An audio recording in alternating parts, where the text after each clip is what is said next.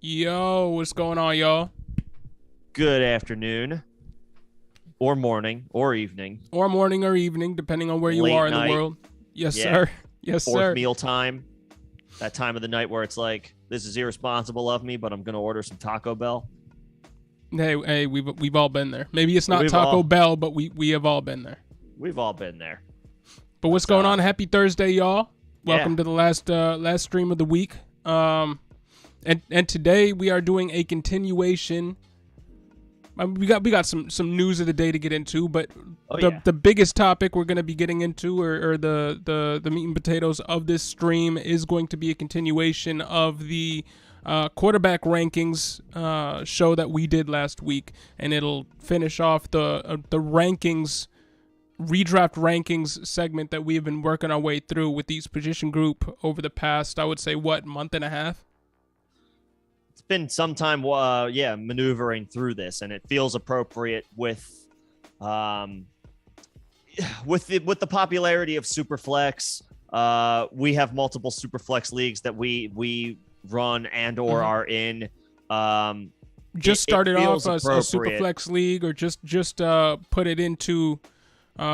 Made it a reality with our members, so we finally have the members only league, and it was voted on by the members to make that Superflex, and we ended up doing a mock yesterday in Superflex with all the settings, so that was fun. But yeah, I mean, with Superflex taking more of a market share of the league settings worldwide, I mean, it's you might not think that there are real names to talk about here, but there are some real names to talk about here. Yeah, I mean, even if you play in one quarterback, breaking news, I'll say this every single time I get the opportunity to. Injuries happen. Or poor performances happen. Poor play happens. Bad matchups end up on the slate for your fringe guys where it's like, this isn't a dude that I trust him most weeks, but this might not be one of those weeks. So it does make sense to touch on multiple names, even past, the top 24, which in theory is the number of quarterbacks that can start any given week. The QB2s, but there's some viable QB3s too league that a lot of people are going to have to be relying on this year. And there are some names in that range where, depending on the matchup, they might be a smart pivot over your regular starter. So it makes sense to cover quarterbacks, even they are the easiest position to fill in one quarterback leagues by far, but that doesn't mean that every single one of them works out the way that you hope to. And honestly, the way that I've played one QB leagues in redraft over the past few years has been just to literally not let everybody else draft a quarterback, not draft a quarterback, and then pick up a quarterback off the free agent wire once all is said and done, because there are 32 starting quarterbacks, and only, if you're playing in a 12-team league, there's a fair chance that you're going to end up with a decent quarterback, even if you don't end up drafting one. So even for you 1QB drafters or 1QB leaguers, this is still a conversation that might be interesting to you. Kilo, what is going on? It is good to see you back here, man. Yeah. Been a little bit. Hope the offseason's been going well for you. Yeah, man, it's good to have you back. And Mike, what's going on? Kyle Rudolph to the moon. I guess. Based on where he was, I mean, sure. Yeah, I guess when you go from just ranked in hanging out what, on the your couch, 300s to being ranked in the Tom 150. Brady. Like, okay. just like that. Yeah. Yeah, that is a bit of a moonshot from his point of view, from his perspective. He's got to be happy. I mean, going Sure, from he gets a being on chance the at a Giants and spending an entire career basically with the Vikings and really having no shot at real playoff potential. Now he's playing with the best quarterback of all time on a team that has a good shot to be in the playoffs and make it decently far in the playoffs. So yeah, he's probably very happy. And is looking for anybody to step up to start the season. Gronk retired for now. Antonio Brown gone. Chris Godwin rehabbing. Like, the Bucs will take whoever as far as an early season producer. So now, is this a sign for you? Before we get into the Kyler Murray discussion, is this a sign for you that Gronk really might be done and they're really just looking for other options to fill in for the long haul here? No, but the team has to operate like he's not going to come back, because right now they just don't have him. And that's pretty much what it comes down to. This is a team with Super Bowl aspirations, and Cameron Brate is a nice player, but when you are a team with Super Bowl aspirations, you probably don't want your tight end 2 and 3 to be 4th round picks from this year. Or you need guys who picks from this year. Right. You need guys who are ready to step in and contribute in some, even as just like an inline blocker, and maybe the occasional short yardage grab to secure a first down. Someone who's a savvy vet at this point. That's what the Bucs are looking for, and that's what they get in Kyle Rudolph. Do I think this slams the door shut on Gronk's return? No, absolutely not. But in the event he ultimately decides, you know what, I don't want to come back, I don't want to play, then the Bucs need to have that contingency plan. Yeah. And so this is what that is. Yeah, I mean, and their tight end room isn't decimated now. It is, Cameron Brate and Cade Otton and Kyle Rudolph now and Keeft and whoever else is at the end of the roster there. So I mean, that's the depth that the team that has Super Bowl aspirations is hoping to have. Right. At any given position. So yes, this fills them out a little bit. Nice little depth signing for Tampa Bay. I think this doesn't mean anything for Cameron Brate. Brate will operate as the team's tight end 1. This pushes Cade Otton back down to the developmental role that he probably needs to be in. Yeah, I would say so. That's what that is. That's the fallout from that transaction. And if and when Gronk returns, then Kyle Rudolph is your tight end 3. If you keep him to begin with, or in the first place. And Mike Lopez, what should I do with Michael Thomas? Mike Thomas just got put on the PUP. Honestly, that doesn't change anything. That changes absolutely nothing on how you should have been operating with Michael Thomas in mind. Last week to this week, yesterday to today, nothing's changed. We knew he was coming into the season injured. This just confirms that he's coming into the season injured, and you might want to be looking at a Jarvis Landry pickup or a Jarvis Landry ad on your dynasty team or redraft league. From what I have been seeing from Saints beat reporters over the past few days is that the vibes are starting to get positive with Michael Thomas. And this has been the speculation throughout the offseason, that it was going to be kind of quiet. Days were going to go by and people were going to continue to talk about the amount of time Michael Thomas has missed and not necessarily his return to the field in 2022. And we saw that play out. We're still seeing that play out. And it's culminating with him ending up on the PUP list. That doesn't change the fact that I think they expect him to be ready week 1. Nick Underhill, one of the Saints beat reporters, I think he reports for The Athletic, tweeted out. He said, I don't expect him to stay there that long. So clearly there's an expectation here that Thomas is trending in the right direction. So if you have him and you're sitting there and wondering what to do with him, the answer is simple. Do nothing. Do nothing, because his value can only go up from here. It can't get lower. Right. And we're expecting at this point now, based on the vibes from training camp. Maybe not a full workload week 1, but he should be out there. My thought process on Michael Thomas was never he's not going to play for the Saints this season. My thought process on him was how effective is he going to be when he's on the field starting for them week 1, week 2, week 3, whenever that is. Right. I'm still not convinced that he's going to come back and be the effective or even be the effective Michael Thomas that we've been accustomed to seeing. The overall wide receiver 1. That is my concern with him. It was he's never going to play for the Saints again, never going to see the field in 2022. It was, how effective is he going to be?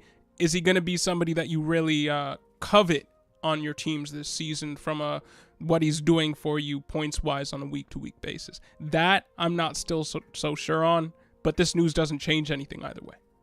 Yeah, the last thing I'll say about Michael Thomas is it's riskier, but he's kind of in the DeAndre Hopkins camp, where his value is way down for different reasons. You can get Michael Thomas 70 picks into a draft. There's certainly built-in risk because we haven't seen him play for 2 years.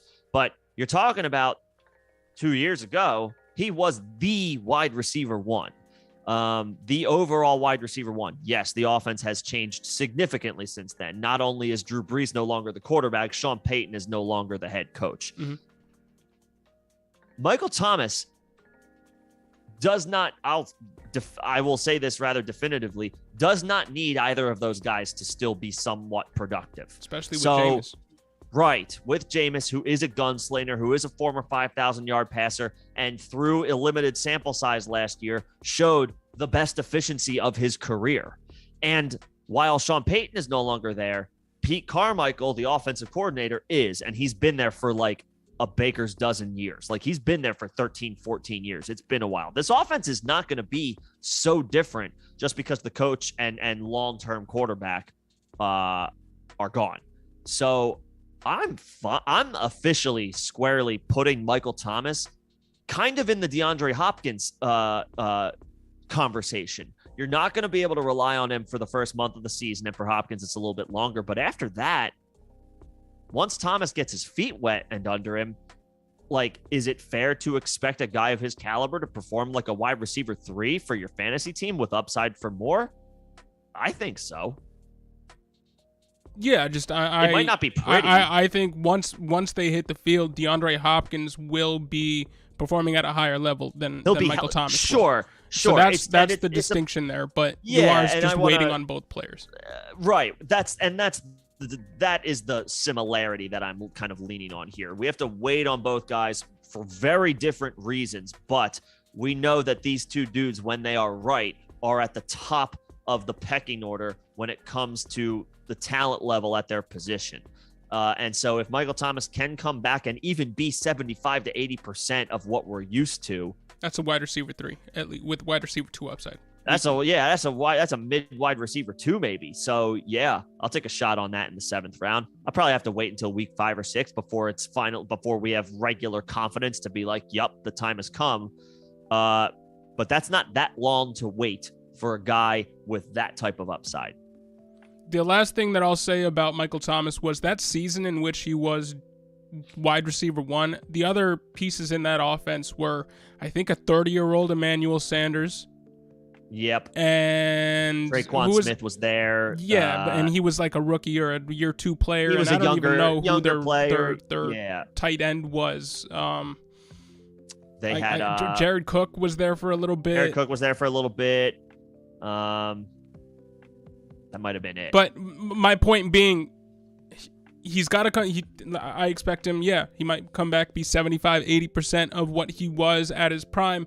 Plus, he has to deal with Jarvis Landry and Chris Olave in the offense, and likely Alvin Kamara playing, because it doesn't look like a suspension is on the horizon for him. So more competition, and him not being probably 100% of what he was 2 seasons ago has me putting him more in that upside wide receiver 3 barrel than the mid-tier wide receiver 2. But there are worse players to take a stab on in the 7th round. There are.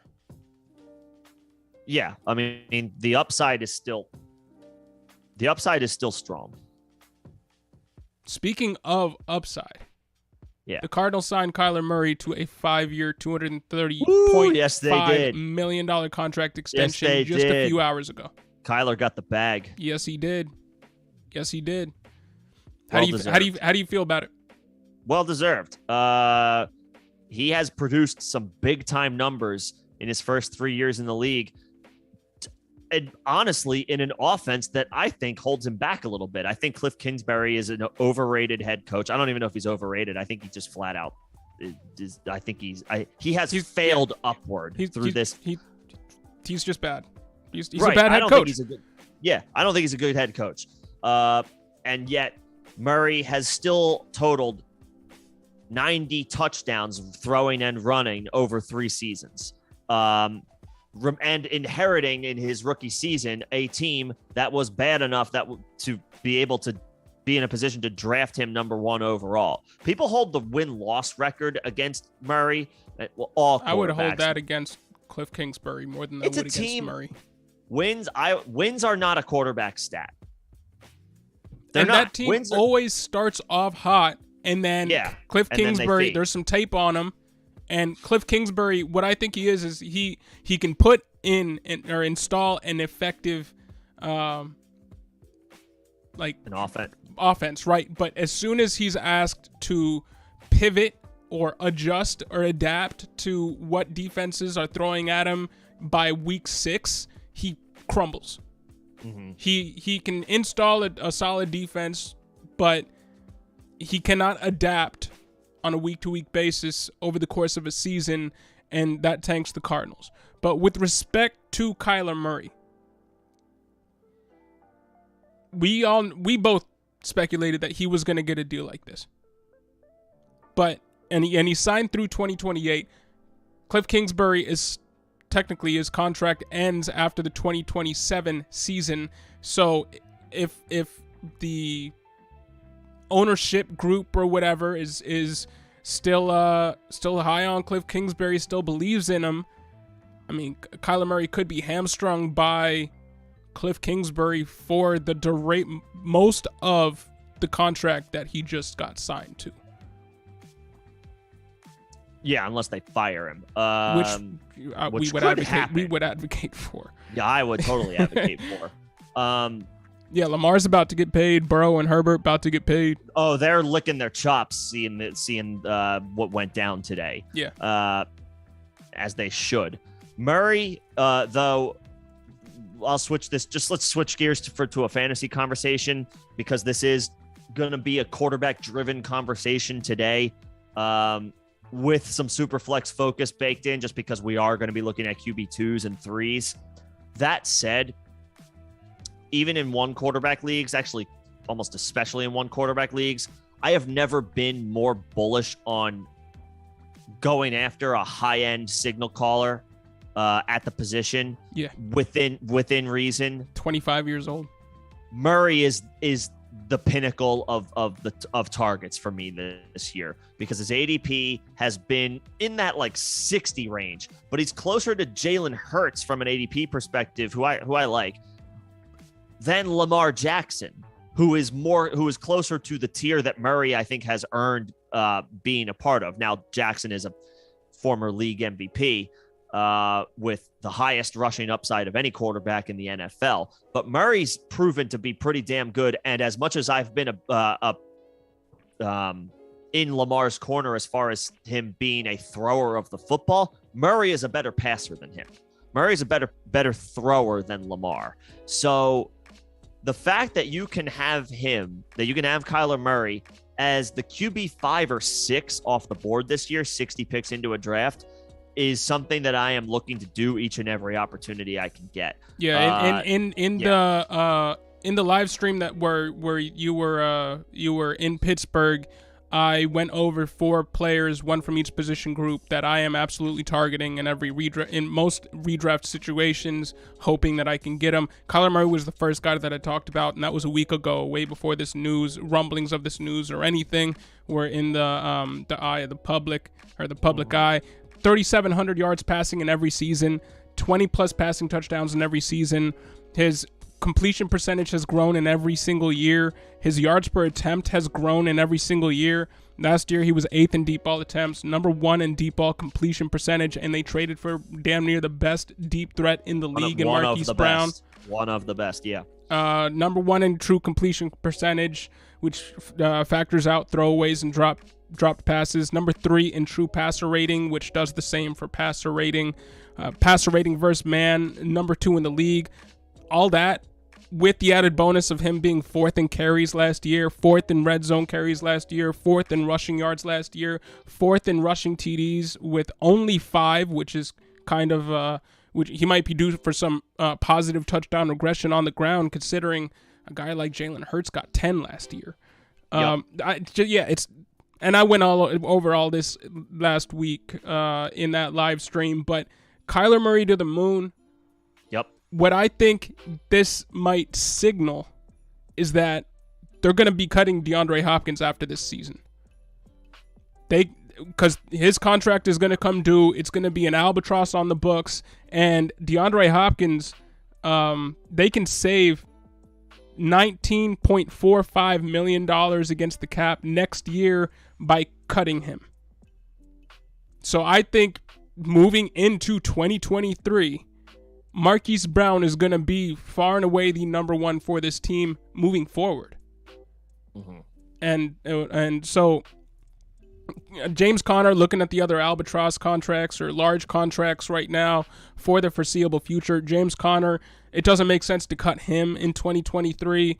He is signed through 2024, but cutting him in 2023 would only save them $2.2 million against the cap, so that doesn't make sense. But saving $20 million against the cap, at the very least, they're going to restructure, but there's a very good chance that they cut him outright as a 31-year-old wide receiver. Yeah, they'll look to restructure first because this is a contending team, and DeAndre Hopkins, of course, is a win-now player. That's a conversation for another day. For this season, though, Kyler should be in the overall QB1 conversation. And yeah, he was before this news, and he continues to be afterwards. He's one of my favorite quarterback targets. He was before. He still is now. Hopefully, this eliminates some potential off-field distractions, and Kyler can just kind of go into camp and focus on football. That makes for a good environment. That makes for positive vibes from a fantasy perspective. That's something that makes him a target. So this news, regardless of the contract, we were targeting him anyway. If anything, I feel even better about him now because the team feels good enough to throw that amount of money behind him, right? And the vibes are going to turn a corner now because this is not hanging over anybody's head. He can go in and just focus on football because he got his money, he got paid. Yeah, so, and he was dealing with some lows at the end of last year, and those, with the contract like this, those are afterthoughts now. So, I feel just as confident as you in Kyler Murray. But do you want to switch this conversation? Well, let's get to the chat real quick. Rojo has a few comments, and then switch this conversation into the QB2 rankings. Yeah, let's do it. Rojo's in a startup with Ray G. That's awesome, man.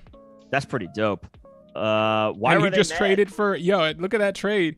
He traded Mooney a 23 first, a 24 first, 24 second, and a 25 second for Jamar Chase, and they hate him. The second that send everyone over the edge. No, just forget about him. You gave him because you gave up too much, or is that what their thing is? Or who cares? You got the best asset in Dynasty, so that's cool. Yeah, that's awesome. Good for you for swinging for the fences and making a deal like that. Yeah, screw it. Go for the win. Yeah, you got Diggs, big. Chase, Olave with Josh Allen, great stack, and Winston, great stack for the future. Yeah, man, great job.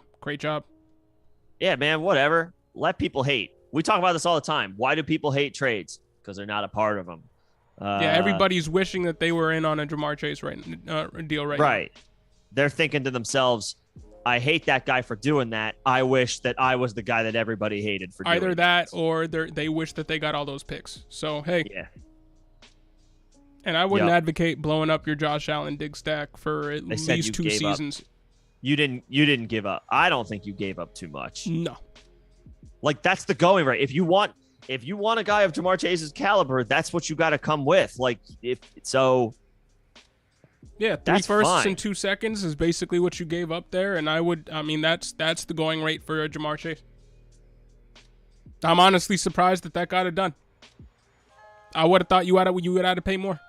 So good job for you. In that, if you win the league, just make sure to like remind the chat every time you can. Just be like, guys, I think I gave up too much for Jamar Chase. What do you guys think? Oh man, yes. That's how you. Yes. That's how you troll back. That's how you troll back. But good job, man. Good job. I like that deal. I like that deal a lot. Go win the damn thing. Make Ray talk about you. Ray talk about you. Exactly. Get some love in one of his live streams. There you go. That would be cool as hell. Let's switch gears to talking about these QB2s. Yeah, let's do it. When last we talked about quarterbacks, it was, for me at least, I'm just going to do a quick wrap up here. It was Derek Carr at 14, Aaron Rodgers at 15. Had a little bit of a tiff with Hunter L over my devaluing of Aaron Rodgers this year, and Matt Ryan at 16. So just a little bit of a review of the last quarterbacks that we talked about, for me at least. How about you? So like the 12 to 16 range, I had Derek Carr, Dak Prescott, Aaron Rodgers, Kirk Cousins, and Justin Fields as my, like, these are firm QB2s, but they could be your QB1 if you have to punt or if you end up punting the position. But in that scenario, you need to prioritize one of these next few guys. So 12 to 16, I've got, your usual suspects from are 1 to 11, Allen, Murray, Herbert, and the like. Carr, Prescott, Rodgers, Cousins, Fields are round out my 12 through 16 rankings. So now with that 17 to 24, 17 to 28 range, if one of those guys, like if Derek Carr or, Kirk Cousins is your QB1 or Justin Fields, you want to prioritize maybe not one, but 2 of these guys in a super flex league. So that's where I left things off. Justin Fields made my top 16 as my final guy. And Justin Fields is my 17. So he's the first guy that I have to bring up here. But before we get into that, Kilo, what would you guys give up to acquire Burks right now? Not that much. 2 seconds? Not that much. Yeah. Maybe. I don't think you have to give up a first. If it's a first, you can give up a 25 first and put that into the far future for Treylon Burks. Like, I think the value on him, you can get it's not that I'm not high on his future prospects still, but you can have him for depressed value right now. You can. Yeah, you can have him on the sheet. The vibes are weird with Burks right now. The conditioning has been a concern seemingly since OTAs started. He's probably going to have to operate as the team's wide receiver 1 until Robert Woods gets back. We don't know how long that's going to take and how much time Woods is going to miss. And, when he does return, how much time does he need to get caught up to speed? So Burks has to operate as the number 1 option on a run-first team where his conditioning has been called into question throughout the offseason. So the vibes are definitely they're down right now. For his whole career, they're whatever. But for this season, for 2022, they're down. So you can get him for probably 2 seconds. Yeah, I think you can shoot that out if you have 23 seconds. See if you can land a Burks, who was at one point in time being drafted as a top 3 player. So yeah, I think that's good value if you can pull that off. I think throwing a 25 first or something at the Burks owner right now and seeing if you can get Burks and maybe a third or something thrown back your way, or a throw-in player that you like at the end of their roster. I think that's a good Yeah. That would be a good idea to do right now. Yeah. If you offer a first round pick, like a 25 first, yeah, you should be able to get a little something extra because right now the vibes are down on him. But back to this. Thanks for the question, Kilo, and as always, good to have you back, man. But go back to this quarterback discussion. Justin Fields again is my QB 17. He was your QB 16. Yep. QB 31 last year by fantasy points. At the end of the day, fantasy points per game, he was also QB 31. He only played in 12 games, 1,870 yards and 7 touchdowns. His main value here, and I think the reason why you had him in your top 16, was his value on the ground. 7th in carries per game last year, 5th in rushing yards, and 5th in rushing yards per game last year, 6th in carries. But he can get it done through the air and give you some splash plays. 2nd in air yards per attempt last year. He just couldn't connect with an Allen Robinson last year. So his you didn't actually see that really affect his box scores in fantasy at the end of the day, but he was shooting for the big play, rushing and shooting for the big play on a lot of those dropbacks. 12th in deep ball completion percentage too as a rookie, 9th in receiver target separation, and I think that that might go down a little bit with them not having a Allen Robinson. But then again, how effective was Allen Robinson at achieving some target separation last year anyway? So that might stay pretty close to where it is. And quietly, he was 7th in red zone accuracy rating. So he can get it done on the ground. He should be in for some splash plays through the air. So I like Justin Fields. Mm-hmm. Yeah. I guess I already talked about him when we previously talked the quarterback conversation, but it's simple for me. I am not afraid of running quarterbacks on bad teams, young running quarterbacks on bad teams, because they have to overcompensate for the lack of talent on the offense, which means they're running the ball, they're piling up rushing yards. Anything that they give you through the air is gravy. This offense should be better this year because there's nowhere to go but up from last year. Fields offers very interesting upside. The 120, I forget what his ADP is, but he's incredibly in Superflex leagues. Obviously, is you're talking about a guy who's probably going to have to be taken by the 3rd round. But in one quarterback leagues, I mean, his ADP is 125. I was about to say 130 or 130. So it's a little higher than that, but you're still talking about the 12th round of a 12-team draft. I think he's got an easy opportunity to outproduce certainly his ADP and maybe even a few of the quarterbacks ranked ahead of him. What's going on, Iron? How you doing, man? What's up, Iron? How about them Chiefs? What are you saying? How about them Chiefs for? Is that a team in Vienna or is that a team in Europe? Or did the Chiefs in the NFL just do something? Now look at the Browns signing Josh Rosen. Hey. I saw the Browns sign Josh Rosen. That's fun for them, I guess. Yep. Browns get Josh Rosen as some insurance for Deshaun Watson's suspension. I'm not seeing anything about the Chiefs. Yeah, let us know what news came out about the Chiefs, and we'll address it if it is anything.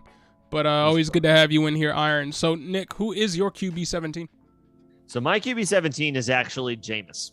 All right. So this might He's be my QB 19. So this is right up Rojo's alley.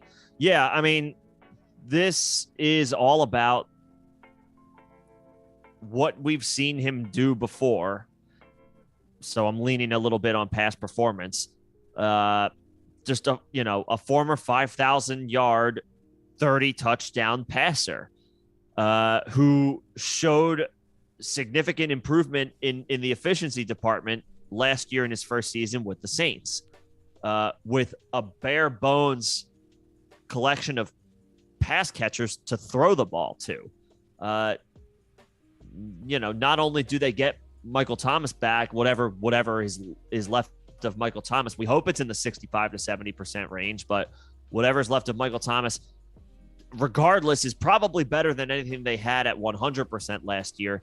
plus they draft Chris Olave, plus they add Jarvis Landry in free agency. This is suddenly a strong collection of pass catchers, not to mention one of the best pass-catching running backs in the game in Alvin Kamara. Jameis has some strong weapons to work with as a guy who is more than willing to let the fur fly on some of these deep balls. And while he's not a run-first quarterback, he's not a statue. He can climb the pocket and escape here and there if he needs to. No, so, my one comment that I was going to wait until you finished talking, but you brought up is rushing. He was 11th in carries per game last year. So there you go. A very underrated runner of the football from the quarterback position. Some of that might come down just because the pass catchers are more competent this year. And he's coming off an injury. Right. But by the second half of the season, if he's still healthy and his confidence is coming back, the leg is feeling good, we could see the carries take a bump, take a slight uptick in the second half of the season. So he's not a zero running the football. He doesn't have tier 1 rushing upside, but he doesn't need it because he's got 4,500 passing yard upside. I like Jameis as a QB2 this year. If I miss on getting at least one high-end signal caller, he is one of my top targets for Superflex. And in best ball, I love grabbing him as a QB2 after I, in a lot of scenarios, secure a more bona fide QB1. Yeah, even if he is just working with Jarvis Landry and Chris Olave, that is a much better pass-catching group, all told, than what he was dealing with last year.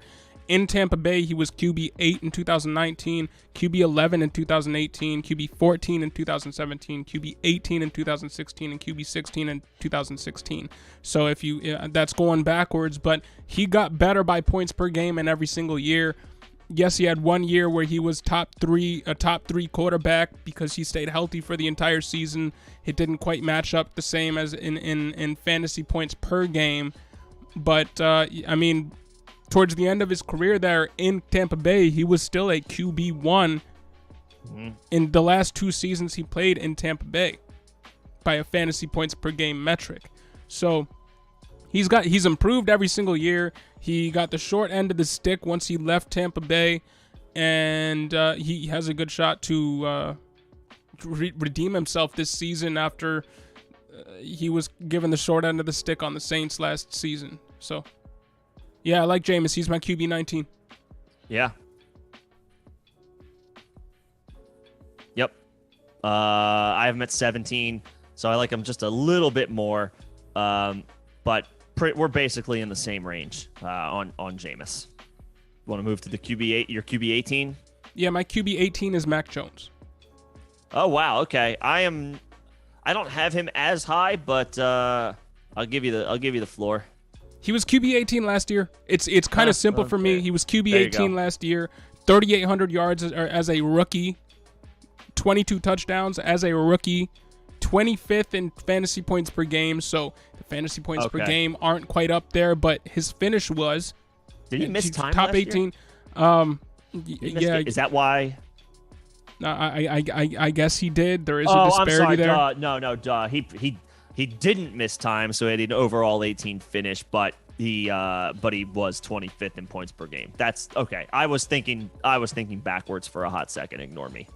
But I mean, 7th in money throws last year, 10th in air yards last year, with a pretty bad wide receiver core. All things told, just an uninspiring one. Yeah. Tied in for 7th in red zone completion percentage, 2nd in pressured completion percentage, 4th in under pressure accuracy rating, 1st in man coverage throw rate, 1st in completion percentage and passer rating and accuracy rating versus zone, which is a coverage that has given Patrick Mahomes issues last year, gave Josh Allen issues last year. So he's kind of the anti-Josh Allen, which is funny because they play in the same division.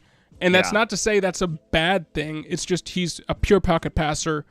Oh yeah. That early in his career succeeds versus man. I think he's like a poor man's Joe Burrow. You could say he's a younger version of a Kirk Cousins, with slightly more upside early in his career. They traded out N'Keal Harry for Devontae Parker. That is an upgrade. That's an upgrade. It's not much of an upgrade, but it is an upgrade. Yeah, but when you put it that way, it's an upgrade. I don't know if this is might be a stretch. We have to see how this works out, but upgraded from Kendrick Bourne on the outside to rookie second rounder Tyquan Thornton. They invested high in a rookie that they believe in. That hasn't worked out for them because they've drafted guys like Aaron Dobson and N'Keal Harry and a couple other. Yeah, in recent drafts at the wide receiver position. But maybe this guy, they can buck the trend with this guy. At the very least, he's a more intriguing name than a Kendrick Bourne. You get Ramondre Stevenson in year 2. You get Hunter Henry and Jonnu Smith in year 2. You get Mac Jones himself in year 2. Apparently, he's bulked up, has more command of the offense. I think he can finish a little bit higher in the fantasy points per game area. And considering he isn't a rusher, he is less of a threat to get injured, even though anybody can get injured if they just get hit the wrong way. But with him being a pocket passer, he's not putting his body on the line every other play for a rush to pick up yards on the ground. So yeah, I think Mac Jones is an underrated commodity from the quarterback position, and if you end up kind of punting quarterback and getting a Kirk Cousins or a Justin Fields or a Matt Ryan or somebody like that, Derek Carr as your QB1, getting a Mac Jones as your QB2, I think you could do a lot worse. So I would say having just talked about Jameis Winston, I should probably flip these rankings here and have Jameis Winston ranked 18th and Mac Jones ranked 19th. But I do think Mac Jones is getting a little bit of disrespect. Disrespect from the fantasy community. I guess it's probably because he's kind of boring, right? But boring doesn't mean bad. Boring just means there's nothing really flashy about his game. But that doesn't mean he can't get it done. Right. I have him at 24. So he does make the top 24. Now, let me caveat. I don't know. I did when I just threw some names together, I did put Deshaun Watson on this list primarily because I don't know what to do with him because the reports are all over the place about what type of absence we're looking at with him. Obviously, if he's suspended for the season, we take him off the list entirely. But 8 games of Deshaun Watson would be enough for me to still rank him as a top 24 option for the season. Fair. He's the one guy where it's like, I don't know. I have Mac down at QB 24, but he's a rock solid thrower of the football. It's a good team. The offensive line did take a bit of a hit this offseason. Shaq Mason signed with Tampa Bay. He was maybe their best offensive lineman. I think so. But the Patriots, to their credit, have always rotated in a pretty strong offensive line. The other thing that's maybe working against Mac Jones through no fault of his own is the Patriots year in and year out have a good defense. And so there could be a lot of neutral game script, which maybe he moves up to the QB 20, 21, 22 in fantasy points per game. I'm just not sure how much of a jump we're going to see from QB 25 in points per game when the big offseason addition as a pass catcher is Devontae Parker. There's strong depth here, especially with Hunter Henry at tight end. I like Jacoby Myers. And I like Kendrick Bourne, actually. I would think Kendrick Bourne continues to have the inside track over Tyquan Thornton just as a veteran. For the beginning of the season, sure. Yeah. So, and for whatever it's worth, Nelson Aguilar is still there. So there's some it's uninspiring depth, but like it's kind of still sneaky depth in a way.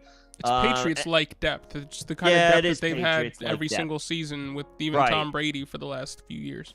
Yeah, the pass catchers don't wow you, but they're solid tight ends. I still like Jonnu Smith. I will still continue to say I think he has a larger role this year, or I almost expect it. And we've seen the Patriots have success with multiple tight ends in the past. Mm-hmm. Now, it's a downgrade from what they used to have, but they're still pretty good players. They're still pretty good players. Hunter Henry's a good player. Jonnu Smith should be right around their prime right now in terms of where they are age-wise for the tight end position. And in Jonnu Smith's final season with Tennessee, which was just 2 years ago, he had like 8 or 9 touchdowns. I think he had 9 touchdowns. So, I mean, solid offensive production from both of those guys is certainly possible. So Mac Jones has decent weapons. I don't know if solid weapons is the right word, but he definitely has decent weapons. And he proved he's a viable, thrower of the football last year. He's kind of boring. He's kind of uninspiring. Maybe that's why I don't have him that much farther up my rankings. But yeah, in Superflex formats for sure, he could be your QB2. I would prefer him as my QB3, but he could start for your Superflex team if the scenario is maybe you don't get a high-end signal caller at the position right away. Maybe you get a stud somewhere else, and then you got to grab a couple quarterbacks a little bit later, 2, 3, 4 rounds in. Mac Jones is a perfectly fine target. Yeah, I think uninspiring is the right word to use for him from a fantasy perspective. He is a boring-ish quarterback, but I still think he can have if he finished top 20 in the league as far as rankings go on the season in his rookie season, and not accounting for growth there if you're ranking him too much farther below 24. So I think that's somewhere in the middle of where Nick and I have him. Now I did move him behind Jameis, so he is my QB 19. So somewhere in the range of 19 to 24 is the sweet spot for Mac Jones. Yep. But who do you have? Who do you have in that spot? And again, I'll just caveat: I have Deshaun Watson in this mix, and I don't. So that is a defining factor there. It's a total, and he's a total wild card. Obviously, it is literally just a guess on my part because it's a guess for all of us as to when or how long we will be waiting for him to play. But we'll see. My QB 18 is a guy you had in your top 16. That's Matt Ryan. Okay. And we have already talked. We've talked about him. Well, we talked about him on the previous quarterback conversation. But it's simple. Matt Ryan has been an upper echelon quarterback in the NFL for pretty much his entire career. He's a perennial 500 plus pass attempt, 4,000 plus, probably at this point 4,500 plus passing yard type of quarterback who gets a significant surroundings upgrade than the one he had in Atlanta. In Indianapolis, the offensive line is significantly better. His wide receiver 1 this year is better than Drake London, Olamide Zaccheaus, whoever else they've brought in, Brian Edwards, Auden Tate. Michael Pittman clears all of those guys. Maybe Drake London has a chance to get to that level, but he's not going to be there in year 1 catching passes from Marcus Mariota. He's got a really good wide receiver in Michael Pittman. He's got one of the best running backs in the league in Jonathan Taylor. He's got a good offensive-minded head coach in Frank Reich. And Matt Ryan is a good enough quarterback to deliver and get it done with ancillary skill guys where maybe there's a little bit of a question mark around them. If Paris Campbell can stay healthy, that's a huge boost for this Colts offense. Yep. If Mo Alley Cox can take a step forward from perennially catching 400 or fewer receiving yards, that's a huge plus. If Alec Pierce can give you, 30 to 35, maybe 40 catches on the season, that buoys Matt Ryan's fantasy production. The environment is significantly better than anything he's dealt with over the past couple of seasons, and he's got high-end talent at a couple of positions. Give me Matt Ryan at his ADP. He's in the same conversation as Jameis for me. I'm targeting a high-end QB1 even in one quarterback leagues, but then if I can get him as my QB2 in a best ball, I am sleeping just fine at night. Yeah, and again, I have him at QB 16, so he did make my top half of the rankings for me, and I echo a lot of your sentiments there. I do think he will finish a little bit higher than you, but I mean, we're splitting hairs here between the ranking that I have and the ranking that you have. So right. yeah. So right. who do you have at the next spot? So QB19 is probably a guy that you're going to have maybe even below where I have Mac Jones, and that is Tua. I can only go off of with Tua. I know the numbers have so far not been impressive. So some of this is some of this is a hunch, some of this is a gut feeling that can't be quantified, right? But I look at Tua, I look at the Dolphins, I look at a Dolphins team that has gone all in with him on Tua for at least the 2022 season. They upgraded the offensive line in free agency. They upgraded the receiving core via trade. So Tyreek Hill is now in the fold. Teron Armstead is now protecting Tua on the left side. They already have Jalen Waddle, who is awesome. They have Mike Gesicki, who petered out down the stretch, but had high-end tight end 1 performances to start the season. They had a pass-catching running back in Chase Edmonds. Tua can run a little bit. Again, he doesn't have tier 1 rushing upside, but he can run a little bit. Here's the kicker with Tua. If he is able to overcome the hip injury that he suffered at Alabama, which I'm pretty confident hampered him and held him back for the first couple seasons of his career in the NFL. And now he's multiple years removed from that injury. Not only is he multiple years removed from that injury, but any off-field distractions about the team acquiring another quarterback. Remember, the Dolphins were heavy in the Deshaun Watson rumors before the trade actually happened. The team went back and forth between him and Ryan Fitzpatrick during his rookie season. Lots of random intangibles, right? That probably threw a wrench into his development. No more excuses. There are zero excuses. It is sink or swim time for Tua Tagovailoa. And while the schedule is scary, the Dolphins do not have an easy schedule this year. So it's hard to vouch for Tua from that regard, but he's probably got one of the top 10 supporting casts in the NFL. I would have to take a look at each situation, but to take Tua's expectations out of the way, just look at the backs and the receivers. Tua's probably got a top 10 supporting cast. Those wide receivers are damn good.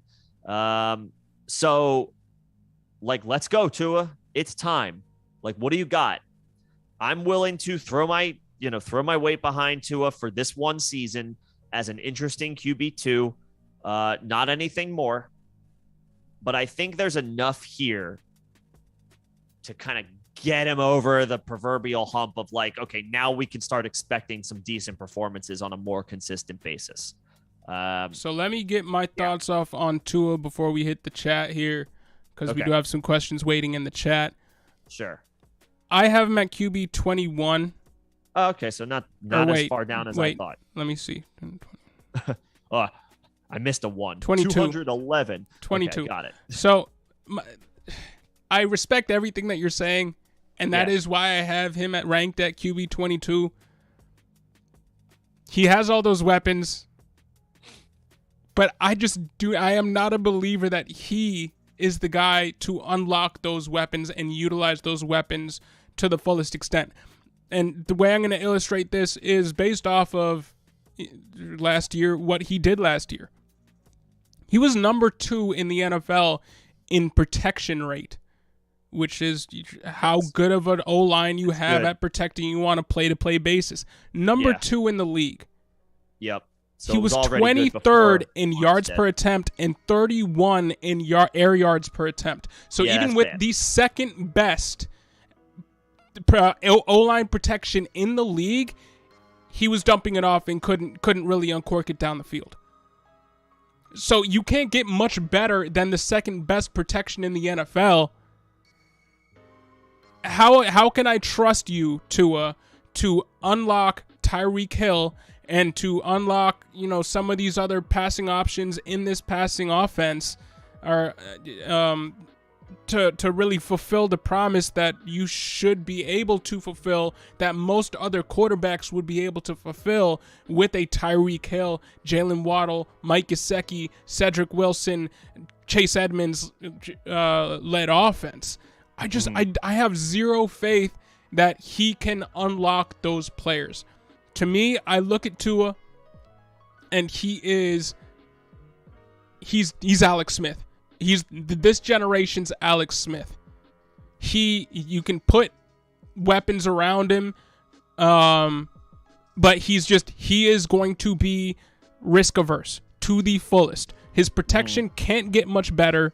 Tyreek Hill, yes, he's going to be, I would say, forced to try to target Tyreek Hill, but it might be within 20 yards of the line of scrimmage. I don't think it's going to be Pat Mahomes dropping dimes down the field into Tyreek Hill's hands.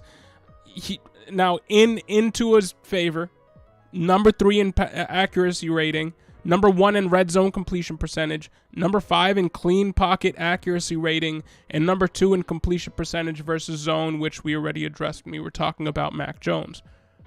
But if you're number 2 in protection rate and you're number 5 in clean pocket accuracy rating, how the hell are you 23rd in yards per attempt and 31st in air yards per attempt? How the hell does that match up? How am I supposed to expect you to behind the line of scrimmage? Ball? Yeah, it's a bunch of screen passes and balls thrown within 10 yards of the line of scrimmage. Yeah. And that doesn't make you an exciting fantasy quarterback to tie your team's hopes to. So I like, Tua, you are the epitome of a quarterback that I don't want, because I feel like I'm going to be disappointed by you on a game-to-game basis. I feel like I'm going to be like, you have fucking Tyreek Hill. Like, what are you doing throwing to him, throwing 10 screens to him a game, which isn't to say Tyreek Hill couldn't make something out of 10 screens thrown to him a game. And he could. Being hyperbolic here, but like, the math just does not add up with what he was given last year and what he did with what he was given last year from a protection rate standpoint.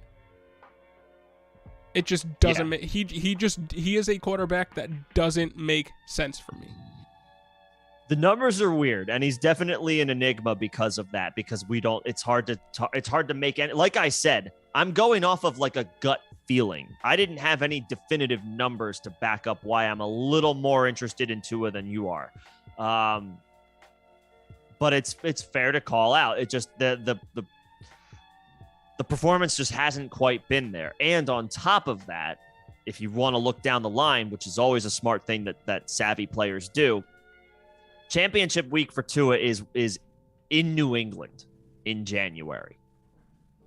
That's going to suck. Like, that's probably going to be a situation where you can't rely on Tua.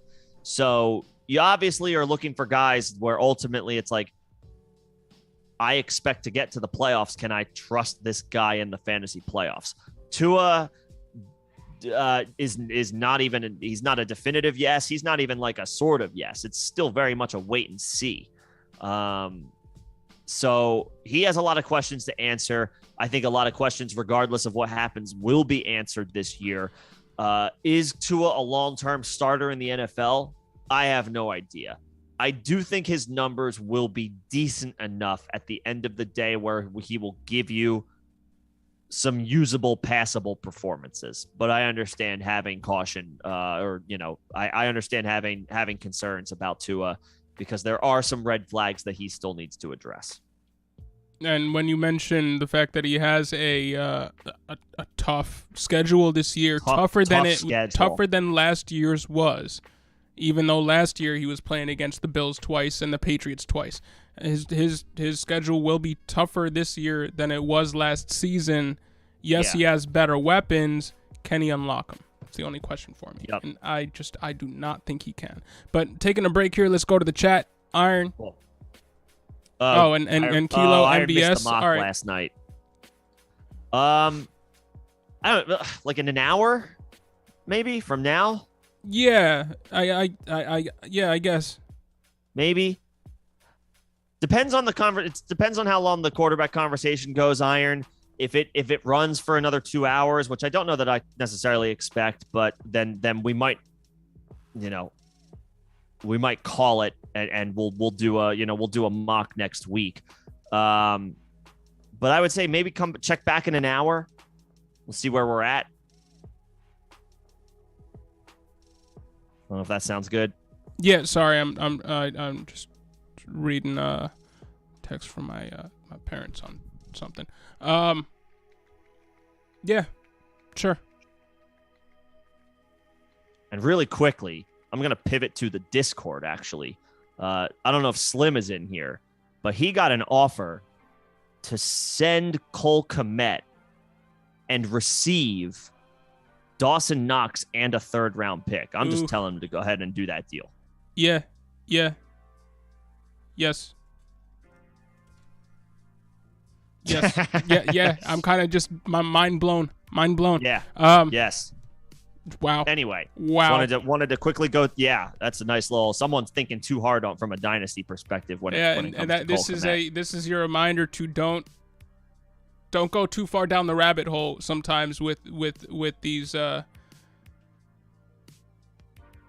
I mean, young players for Dawson Knox in the 3rd. Like what? And you get the pick, right? What? It should be Dawson Knox, and you receive Cole Kmet and the pick. Yeah. Don't go too far down the rabbit hole with ranking these guys and stuff. If and your getting league too mates high want to on be silly, hype. Yep. If your league mates want to be silly, let them be silly. Capitalize. But Kilo MBS still about to collect the bag and do a whole lot of conditioning. Hey, I mean, he's got a as good a chance to end up being their wide receiver 1 as anybody in that wide receiver core. So, yeah, I wouldn't be surprised if he did continue with the conditioning this year. He's out there doing some cardio. Yeah, but I mean, he might actually be. Yeah, utilized. it might connect. Like, he might actually be utilized. Yeah, I mean, if he can't connect with Rodgers. Maybe he connects with Mahomes. I don't know. Rodgers can play favorites like the best of them. I mean, yes, he didn't get it done with one of the best quarterbacks in the league, but Rodgers is one of the most risk-averse quarterbacks himself. Just look at his touchdown to interception ratios. He just happens to be one of the best quarterbacks in the league at the same time. Right. But Mahomes, I think, is more likely to just uncork it downfield. That got him into trouble some last season. But I think that bodes better for MVS's prospects this year than it has for him on the Packers in the past. So I do like MVS more than I pretty much ever have. There you go. But don't make a crazy trade for him like Cole Kmet and a first for MVS or something. Right. Like that. Iron. We got the Iron. Check back in an hour, man. How many tight ends is too many to stash when you don't have a decent starter? You got 7. Getting desperate after 3 crappy tight end Got units. it. Well, I mean, I think you're fine. I think you're fine keeping all of those guys. I don't know if Ruckert is necessarily worth hanging on to, but Moreau is going to continue to operate as Darren Waller's backup, but I don't think I would cut him. I don't know about Uzoma on the Jets. You got two guys now on the Jets in Uzoma and Ruckert is their guy of the future. Uzoma is not. But I'd hang on to Hooper. I think he's going to have a better year this year because he's going to need to be relied upon in Tennessee. Hooper's probably your starter, week 1. We are not giving up on Jonnu. We're not giving up on Tremble. We're not giving up on Moreau. Bates. Hold Moreau. Nick likes Bates. I'm not high on Bates because they just drafted a tight end this season. And they just drafted Bates last year. But they did draft yet another tight end this year. So even if Logan Thomas doesn't come back, he's going to be fighting for a role with the rookie they just drafted, who they obviously liked enough to draft, Cole something. But so that's my only issue with Bates. Tremble is the Carolina's guy. Moreau is the direct backup to Waller, who showed his age a little bit last year and getting injured.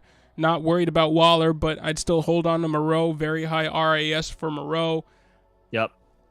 Hold on to Ruckert because he's their QB or their tight end of the future. But if you feel like you need the roster spots, divesting yourself of Bates and Uzoma, I think that's okay. Uzoma. Conklin's there, Ruckert's there, and Uzoma. People are high on Uzoma after playing in one of the best offenses in the league. He goes to an offense that's a question mark, and we'll talk about that offense in a little bit with Zach Wilson. But you got to be fading Uzoma this year, especially with the news that Conklin looks to be the guy that they like for 2022. I think Uzoma missed OTAs because he's still rehabbing from the injury, which gave Conklin an opportunity to run with the first team. So, it is not inconceivable that Conklin has a leg up right now and could be the first option at the position for the Jets.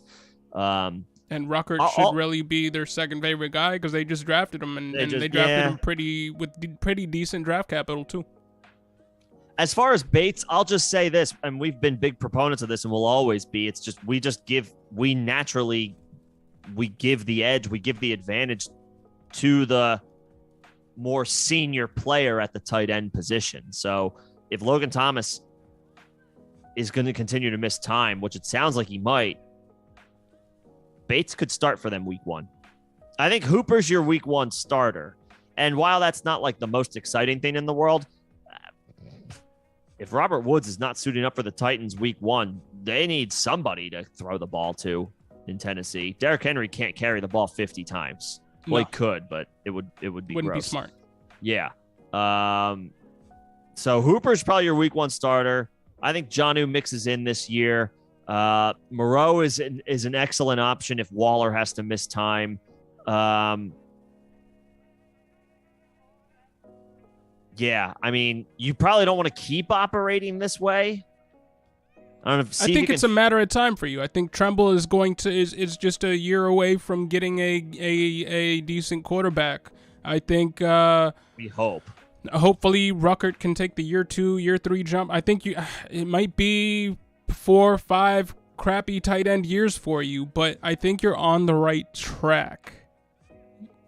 Tremble could work out, Hooper. Moreau could work out, Ruckert could work out for you in 2 years. You could flip guy, like maybe Hooper gets off to a strong start. Maybe you flip Hooper and Uzoma based off of name recognition for a guy who's a little bit more of a. But don't be afraid to throw a 23 second or something like that to try to get yourself just and package them with a tight end that you already have to just get an upgrade at the position. See if you can. Uzoma. I mean, look at just what just happened in the Discord with our good friend Slim getting Dawson Knox for Cole Kmet, plus he's getting a third.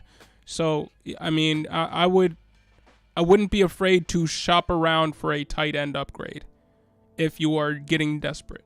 See if you could do like Uzoma for Mo Alley Cox. Don't keep rostering 7 guys, 5 of which might not be anything. If you're fed up with how bad you've been at the position historically, force a change. Yeah. See if you can flip Uzoma for Mo Alley Cox or something like that. Yeah. See if you can attach a 4th if you have to. Yeah, see if you can move. Like, people might be high on John Bates and sleeping on the fact that they drafted Cole Turner and still have Logan Thomas and Sammy Reyes. See if you can move Bates into 3rd and end up with Gerald Everett, who people might be a little bit lower on, or a Robert. See if you can. People are sleeping on. See if you can move into and getting a Robert Tonyan who everybody is down on right now because the Packers just haven't dropped a report on him yet. That'll boost him right back up people's rankings. See if you can take advantage of that. Yep. But let's get back to these rankings. Yep. Who do you have? Yeah, I hope that helps, man. Who do you have after Tua? So at QB20, I have Zach Wilson, who is a guy that I've been a little bit more bullish on this offseason. Big arm, can run, improving team, added talent in the draft and in free agency. We just got done talking about the couple tight ends that they signed. And when it comes to the quarterback, we don't care which of them works out, right? Well, like if you have Zach Wilson, you don't care if it's Uzoma or Ty Conklin. You just want one of them to emerge. Right. They draft Breece Hall in the second round. They add him to Michael Carter. So now the backfield is filled out, right? It wasn't last year with just Carter and Tevin Coleman and Ty Johnson, who I did like last year, but he proved he's, and the whatever. Ghost of Lamengo Perrine, right? Yeah, he's hanging in the back somewhere. They filled out the backfield with the drafting of Breece Hall and Michael Carter last year. They add Garrett Wilson, who has been pegged as a top 2 wide receiver in this draft class. So there's high hopes for him for sure. They add him to Elijah Moore, who I think it's fair to say everyone has high hopes for. And they just signed Corey Davis last year to a pretty solid contract in free agency. So they probably want to continue to feature him. The question, of course, is, well, it's 2 questions. This offensive line is still a work in progress. Can they get better? Can they improve? They were not good last year. And the Jets themselves as a team, the Jets have been the Jets for 4 or 5 years now, where they just haven't been good. Wilson presents hope in a way that probably they didn't have before this. And so there's some optimism. We didn't see he didn't completely put it together last year, but as a rookie on a bad team, that's something that's hard to do.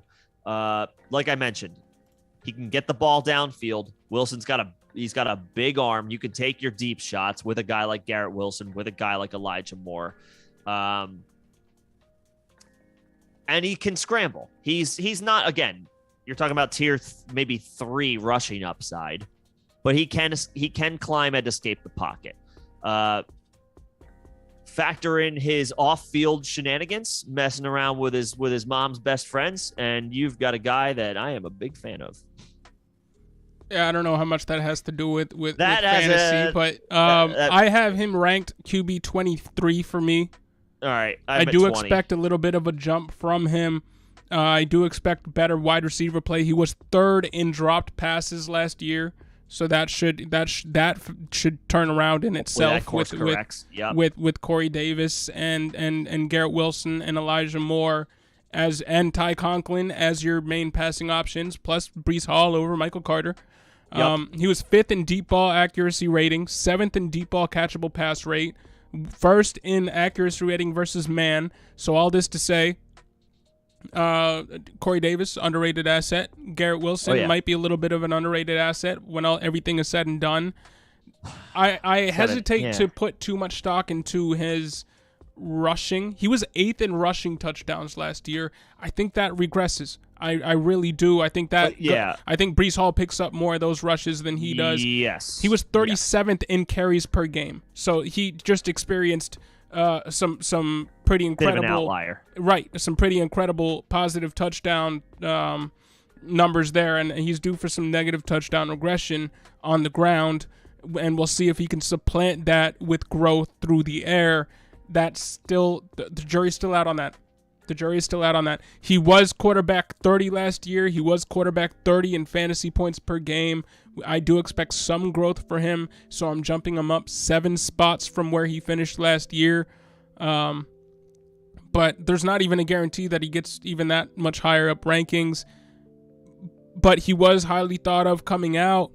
He showed some decent things last year. He did have a uncharacteristic or just a weird number of dropped passes from his wide receivers. So hopefully he can add another, 20 passes to his game just by fixing something like that. And hopefully that leads to longer drives, more scoring chances, stuff like that. But I am not quite as high as you are on Zach Wilson. But maybe he can surprise me. I mean, I don't know how you could have Zach Wilson ahead of Mac Jones because neither of them rush all that much. So I personally look at you having Mac Jones at 24 and Zach Wilson at 20 and think like maybe you should switch those around. But one finished QB 18, one finished QB 30. In fantasy points per game, 25 versus 30. I guess you're putting more emphasis on the weapons that got added to the Jets offense versus what Mac Jones is working with. But yeah, I mean, I guess it's twofold. Mac Jones showed that he was a better quarterback out the gate. Sure, and that's not the argument that we're having here, though, right? I will say it's twofold with why I have Zach over Mac. The weapons that the Jets added this offseason and the fact that the Jets defense is not on par with the Patriots defense.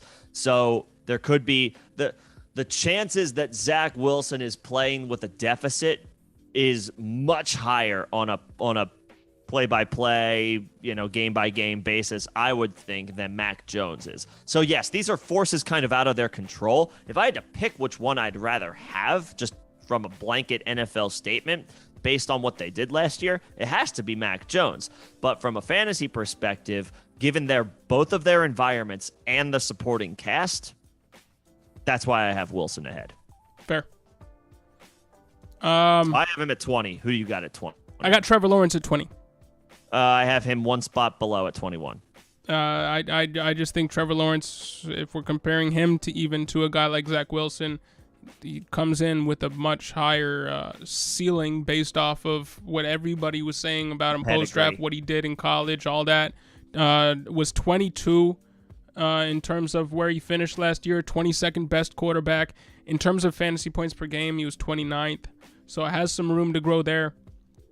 Lost in everything that happened with Urban Meyer and the tire fire, really, that was the Jacksonville's season last year. He was 4th in money throws, 8th in air yards, 1st in interceptable passes. So hopefully that he cleans that up. I think that was due to him maybe just having too much confidence in his arm coming out of college, where he could basically do whatever he wanted. He got a rude awakening in the NFL. But speaking of dropped passes, he was 1st in drop passes. So Zach Wilson 3rd in drop passes.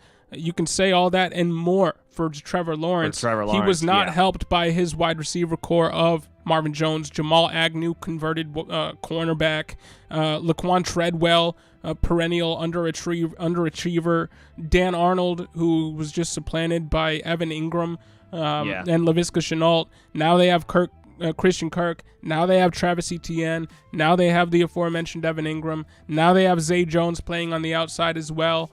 And then, Marvin Jones is really, the 4th passing option instead of the 1st passing option for Trevor Lawrence. So he should come around in the interceptable passes metric, because I think he will have a little bit more respect for what NFL defenses and NFL defensive players, cornerbacks, linebackers, and safeties can do in the NFL versus what he was used to in college. The dropped passes should be able to he should be able to come back to the mean, regress to the mean in terms of dropped passes with an much improved wide receiver core, or just receiving core in general. And again, lost in what he did last season, he was 5th in carries. So he can run he can actually run the ball. And that was with a healthy James Robinson. 12th in carries per game, 9th in red zone carries, 8th in total rush yards. So he has a much higher ceiling than even ranking him at QB 20 is giving him credit for. I just need to see it first before I can put him any higher. But he has as much of a ceiling as anybody in this second group of rankings.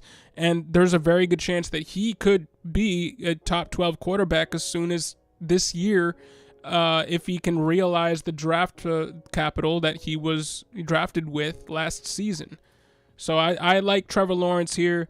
QB20. Even top 16, like it's like of all the guys who you think could jump into that upper echelon tier next year, he has to lead the conversation almost by default. It's just that last year was so bad. It's hard to put him much higher than where we have him. But you're right. Got weapons upgrades across the board.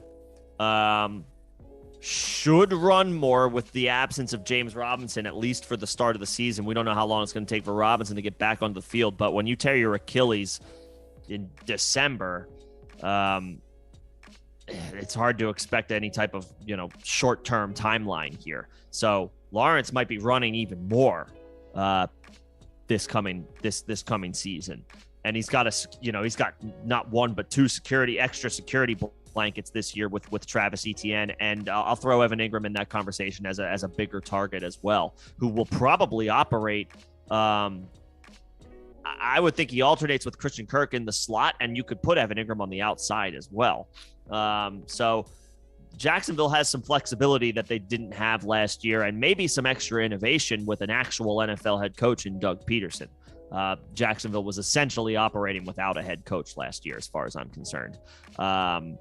Now they have some stability. Now they have some leadership. Trevor Lawrence should just naturally progress from year 1 to year 2. Mm-hmm. And this defense still stinks. Yeah.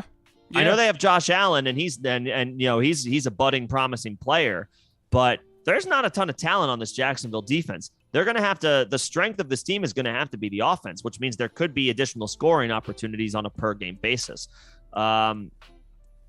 I feel like I need to be more in on Trevor Lawrence than I have been to this point, but it's just, there's not much to go off of last year to actually move him higher.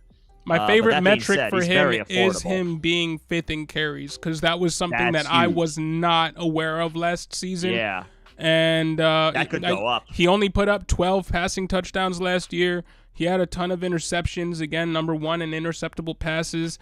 I think he turns it around this year, and I think he finishes higher than the ranking that I have him at. I think he is a dead ringer for being able to do that. Very underrated fantasy quarterback moving into this season. The objective, I'm glad we were able to help. Hopefully you can figure something out there. And Max Fire, great to have you in here. What's going on, man? What's going on, Max? Yeah, so Lawrence has an ADP of about 141. So in the 12th round, you can get Trevor Lawrence. And the stacks are not difficult to build. Not at all. Some of the easiest stacks to get. Probably one of the easiest stacks to create. And I'll even include Evan Ingram in that attempt at creating stacks. That we're not in on Evan Ingram, but if you have Trevor Lawrence, the most expensive piece of that offense, and you can get him in the 4th round, 3rd round, 4th round. Yeah. So if you end up with ETN, it's not hard to end up targeting Christian Kirk in the 8th, and then Trevor Lawrence in the 12th or the 11th. So yeah, I'm on board with that. I only have him one spot lower than you at QB21. And he actually has legitimate room to grow. Yeah, he really does. That we can actually kind of visualize. It's tangible. Yeah. Yeah. So he's my QB21. I guess, I hate to punt it back to you, but since we just talked about the guy that I had at QB21, do you want to talk about your QB21, or who do you have? Again, Tua was my QB22. Zach Wilson was my QB23. So the floor is yours after this next guy. Sure. My QB21 is Carson Wentz. Ooh. And I was not prepared to be putting him up here, but he deserves to be. He really deserves to be. I've been too low on Trevor Lawrence. I've been too low on Carson Wentz.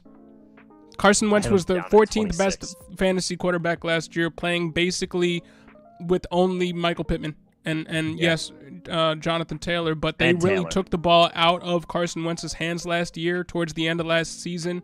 But QB14 on the year, 3,500 yards, 27 touchdowns passing. He was QB 18 by fantasy points per game, and the year before that, QB 19 by fantasy points per game. And we always think of Indianapolis as having a great O-line. They were 30th in protection rate last year. That surprised the hell out of me. That's not very good. I was not prepared to see that number. But despite that, he was the sixth best quarterback in pressure throws. Had the 10th best passing touchdown numbers. Again, that was 27 touchdowns. Sixth in deep ball completion percentage, which he wasn't able to really leverage outside of Michael Pittman because they didn't have a healthy T.Y. Hilton or anybody who could approximate what T.Y. Hilton brought to the Colts in the past few seasons. No Paris Campbell, relying on Zach Pascal, and we know how that ended up. 11th in expected points added. So that's an interesting stat that I really don't historically haven't paid much attention to. But fourth in deep ball accuracy rating, fourth in deep ball catchable pass rate. He was underrated last year. Especially considering he had the 30th best protection rate. I've been down on Carson Wentz. Maybe it's just because I've been in Philadelphia for so long, and I was so sick of hearing everybody say Carson Wentz was the best quarterback of all time, and I was uncharacteristically down on him. He's not that bad. Underrated this year with McLaurin and Dotson, who profiles like a Tyler Lockett, with even just equitable protection on the Commanders. If he gets 30th best protection rate this year, I wouldn't be surprised because the Commanders don't have a great O-line. But I mean, it wouldn't be a downgrade based off of what he got last year. It's technically an upgrade in the passing game, going from basically just Michael Pittman to McLaurin and Dotson and Curtis Samuel and Antonio Gibson versus Jonathan Taylor. They kind of mirror each other. And going from Nyheim Hines to J.D. McKissick. I know he can't pass short to running backs, but throw short. Equitable players there. He should have a better passing year this year than he did last year. And their defense, you spoke a lot in analyzing past quarterbacks about the effect that the defense has on a quarterback's potential to just continue to air it out in garbage time. The Washington defense should be worse than the Colts. So Carson Wentz, halfway through last year, through I think the first 8 games, Carson Wentz was a QB1. And then they took the ball out of his hands after he broke both of his ankles playing against the Rams. And we saw him fall and play like a QB2, a low-end QB2 for the rest of the year. Averaged out to him being the QB14 on the year. But if he can stay healthy, if he can forge a connection with McLaurin and Dotson and the other ancillary pieces in this offense, and we didn't even account for maybe Logan Thomas being healthy 4 weeks, 6 weeks into the year, Carson Wentz should be able to finish higher than he did on the Colts, on the Commanders. And even having him at quarterback 21, I feel like I'm being a little bit disrespectful to him based off of what he did last year. I guess I'm being super disrespectful because I have him at QB 26. I think the fantasy community is lower on Carson Wentz than they should be. Yeah. So I QB guess 18 and QB 19 in back-to-back years on different teams. Like he's pretty consistently a mid to low end, consistently average, and everybody has him ranked like he's one of the worst quarterbacks in the league, which he isn't. I guess the one question I have about the protection rate with his offensive line is Wentz is notorious for holding the ball a little too long. So is it, and I'm not arguing, it's a genuine question. Like, is that ranking, is that number a result of, did the Colts offensive line play worse than we expect them to? or did Wentz put them in a bad situation because he has a tendency to hold the ball too long because he's always waiting for the big play? Sometimes that works in his favor, sometimes it doesn't, and he gets sacked, and that's when he starts doing his stupid shit where he's, trying to throw the ball while he's falling down, and all of a sudden it's a strip sack fumble, and the next thing you know, the defense is running it back for 6, because we've seen that happen a lot too with him. He's not, to your point, he's not the worst quarterback in the NFL, but he is a bonehead. He's just a bonehead, and I think that's where some of the drop off is, throwing it backwards on the goal line, like he's Ronald. What was that guy? Ronnie Brown. Ronnie Brown. Oh God, yeah. Oh God. But no, he finally has 2 speedsters on the outside.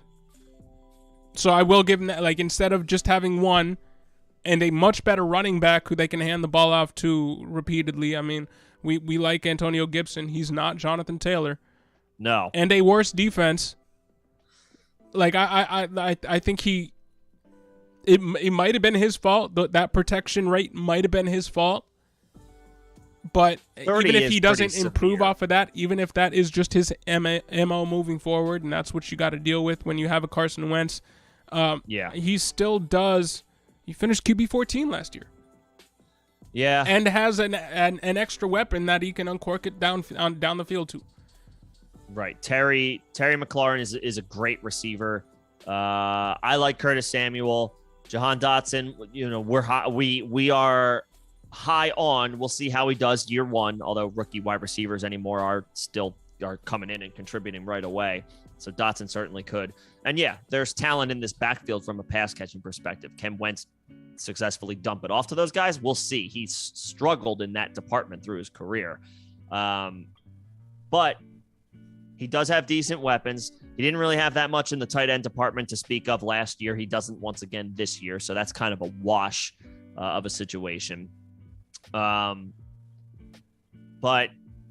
you bring up a solid point that the defense is significantly worse, and that is something that I do like to look at, because what are the odds? What are the likelihood that in the second half the quarterback needs to continue to throw? I would rather have a quarterback situation where he's more likely to do that. I'd rather have a quarterback that is willing to hold on to the ball to pass it farther down the field more than a quarterback who, with the second best protection rate in the NFL, is still dumping it off within 5 yards of the line of scrimmage in Tua. So that's kind of where I stand, because even with his faults, from a fantasy perspective, I would rather have Wentz. Okay. From an NFL perspective, I would probably rather have Tua. Oh, I'd rather roll the dice on Tua at this point. But from a fantasy perspective, I think I know I would rather have Carson Wentz. Yeah, maybe his carries go up a little bit this year because, he does. I love Antonio Gibson, but he's not the best running back in the NFL. You have to give that right now to Jonathan Taylor. So, maybe he runs the ball a little bit more. I guess there's a bit of a bias, and a little bit more of a focus on the negatives with Wentz, which is why I have him down at QB 26. But it is fair to say you'd rather have him than guys like, say, Ryan Tannehill. Definitely. Yeah. This year, definitely. Yeah.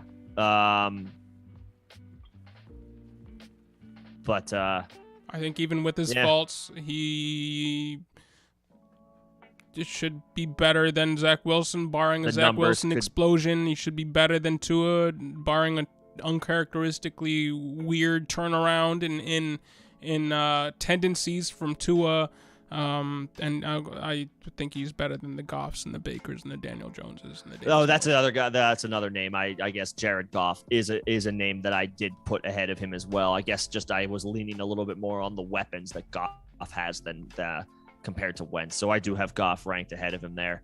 I have him at 26. I could move him up a couple of spots. I can certainly move him ahead of Ryan Tannehill. If you just I don't hate know the how guy, much, that's cool. That's fine. I just hate Carson Wentz. Sorry, Carson Wentz. Also not sorry. Let's hit the chat really quick. Yo, what's going on, Drunk? I love that name. I want to Mitchell Benkovsky. It's been a while, man. How you doing? Maybe do that this weekend. Drunk, you got to explain to me, man. Like, what do you mean by Kyler Murray playing himself with the contract? I mean, I'm always open to dialogue. Played himself into that contract, or played himself with that contract? Did he play? If he played himself, then he's still got. I mean, he's getting what, the third most annually. Just rewind this live stream and to hear our thoughts on Kyler, because we think he's underrated and well, great. From a fantasy perspective, yeah.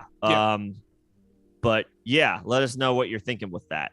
And as far as rather having Baker than Wentz, Baker just missed I did not put Baker in my top 28, but I do think Baker deserves a little bit more. I think he does deserve a little bit more respect than where I actually ended up putting him.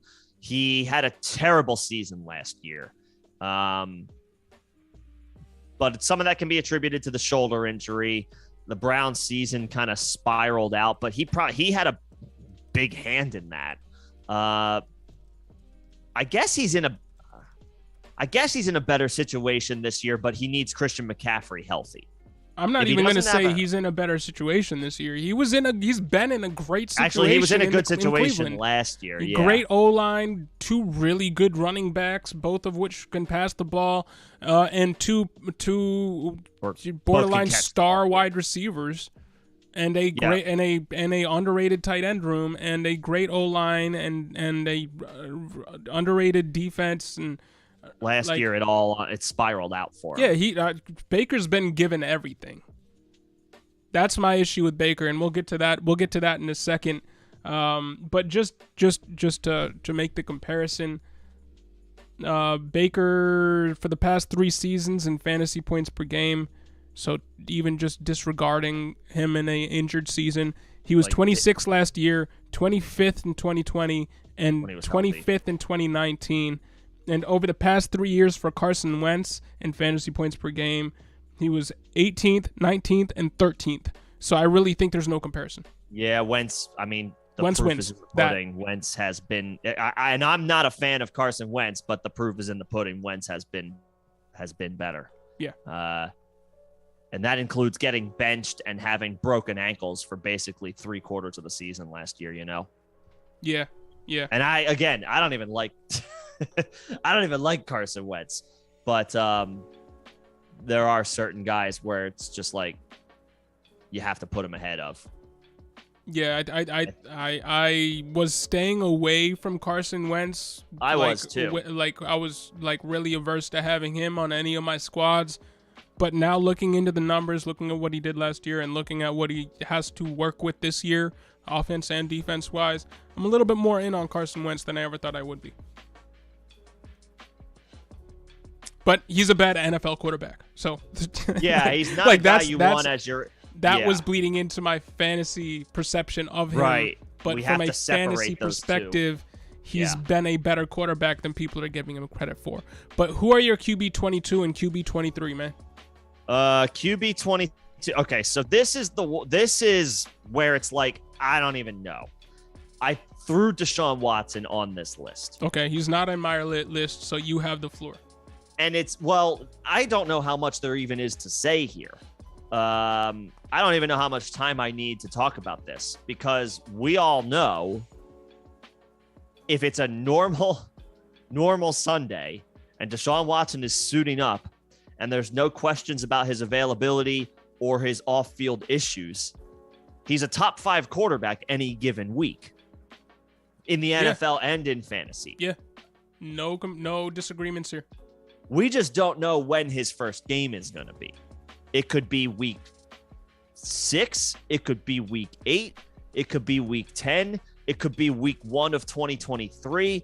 Maybe it's week 1 of 2024. Who the hell knows? So that's it. He's good enough to be, and if, again, in a normal offseason, going into a normal season, Deshaun Watson is in the top 6 or 7 conversation of fantasy quarterbacks.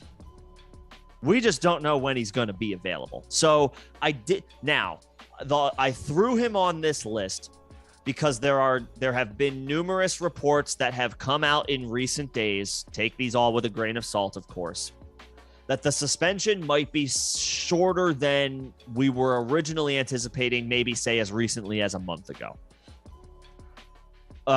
Again, there's no definitive answer or guarantee around any of that.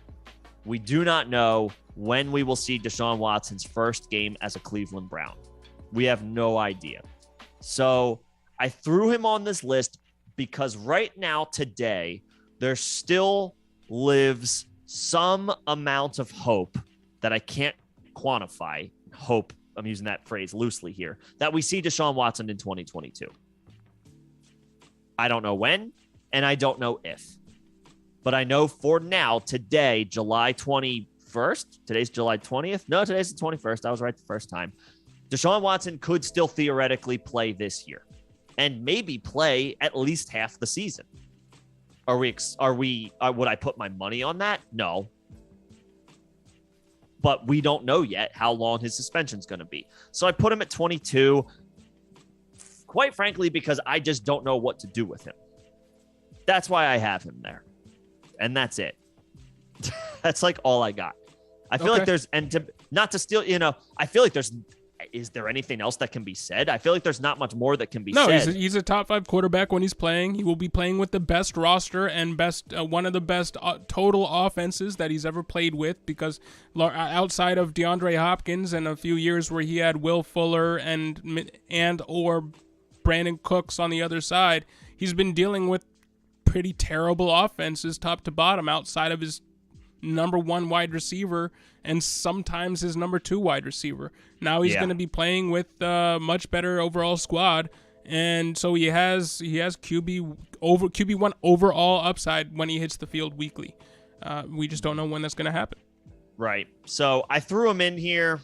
He obviously comes off the list if he's not playing in 2022. But let's split the difference on 2022. Maybe he misses 8 games. Maybe he misses 10 games. He is still a guy that needs to be ranked probably in the top 15, even if we know we're not going to see him until like week 9 or 10, because he does have that difference-making upside once he hits the field. So I threw him at QB 22, and then at QB 23, this is where I have Jared Goff, who is, you want to talk about as boring as it gets, as uninspiring as it gets. And from an NFL perspective, one of the last quarterbacks you probably want as your team's quarterback. Yeah. It's Jared Goff. He's the last guy I feel comfortable as even a QB3.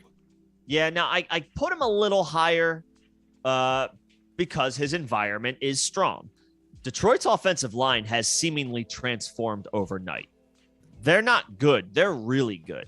That's a feather in his cap. No, top to bottom, this offense is one of the more complete offenses on paper in the NFL. And they didn't draft a developmental prospective quarterback in 2022. This is Jared Goff's team for this year. No matter how bad he is, I guess they could go to Tim Boyle. Is Tim Boyle still the backup? If Jared Goff is awful, right, at that point, it's like, forget about it. But Jared Goff, as the starter, has proven to be good enough to just put up, he can give you that sloppy quarterback 2 performance where it's like, I don't know how he got here, and it was probably kind of gross, but now I got 17 or 18 points out of my QB2. I'll live with that. He's got blossoming stars across the offense: DeAndre Swift, TJ Hawkinson, and Amon-Ra St. Brown. They add DJ Chark in free agency, who has not stayed healthy over the past couple of years, but he can absolutely contribute as a starter on this type of offense. The linchpin here is Jameson Williams. I'm starting to wonder if we see J-Mo this year, if the Lions team is just bad and maybe Jameson Williams, timeline is somewhere in November and the Lions are out of the playoff race by that point. Do they just redshirt Jameson Williams? Totally different conversation. But even without him, like you said, this is a solid upper echelon supporting cast in Detroit. And the defense probably will still stink. They're coming off a 3-13 in one season. drafting Aiden Hutchinson number 2 overall is not going to transform your defense overnight. He should be good, but this defense still is a very much work in progress. And they do get Okudah back at corner, who I think missed the entire season after week 1 last year. So there are pieces in place for this defense to be better, but they were still really bad last year. So I don't know how much better you can expect them to be. Bringing in a rookie and a guy coming off, I think Okudah tore his ACL. But it was a season-ending injury that he suffered early in 2021. So he's going to be, there could be some lumps that he takes on his way back. Point blank, the defense is probably still not going to be good. That sets up the offense for more scoring opportunities. Jared Goff is a 0 rushing the football, but we've seen him deliver decent enough performances to a point where I'm willing to rank him as one of the lowest end QB2 options on that QB3 borderline. I would be fine with Goff as my QB3, with fill-in opportunities as my QB2. If he is my every week QB2, I'm in trouble in a Superflex league. But he's okay enough to get the job done.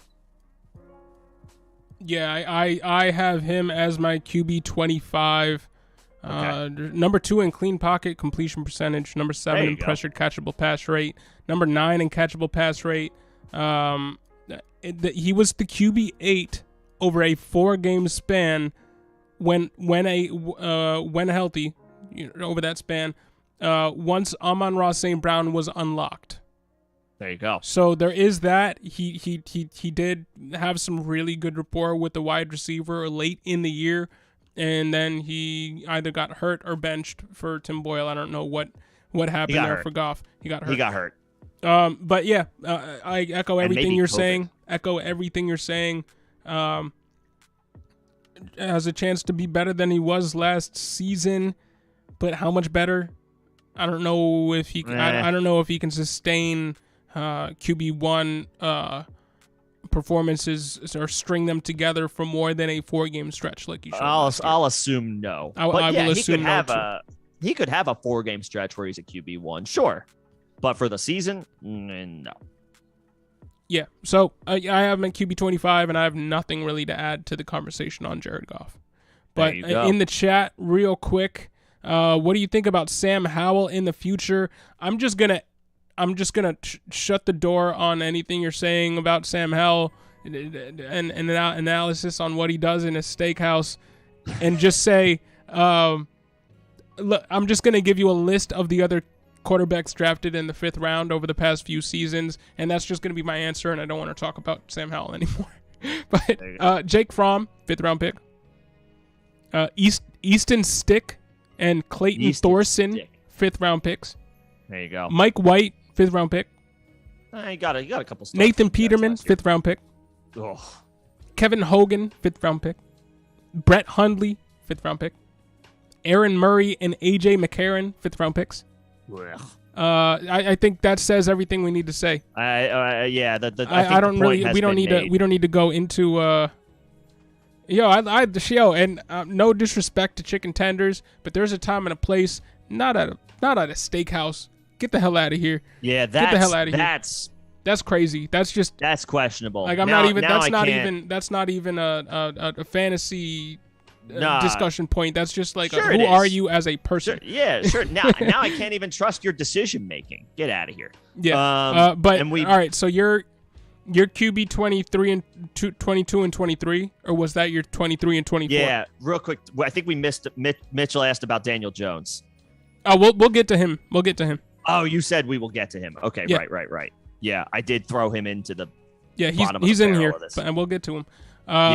So that was your 22 and 23? Watson at 22. He could go as high as, the upper echelon of tier 1. He could go as low as off the board. Who the hell knows? And then, I have Goff at 23, and then I have Mac Jones at 24.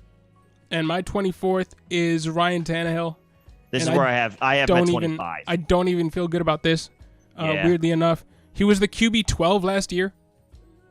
So I will give him that. QB 14 in fantasy points per game. QB 9 in fantasy points per game last year. Number 3 in pressure throws. Number 3 in interceptable passes. Weird. Wouldn't have expected that from him.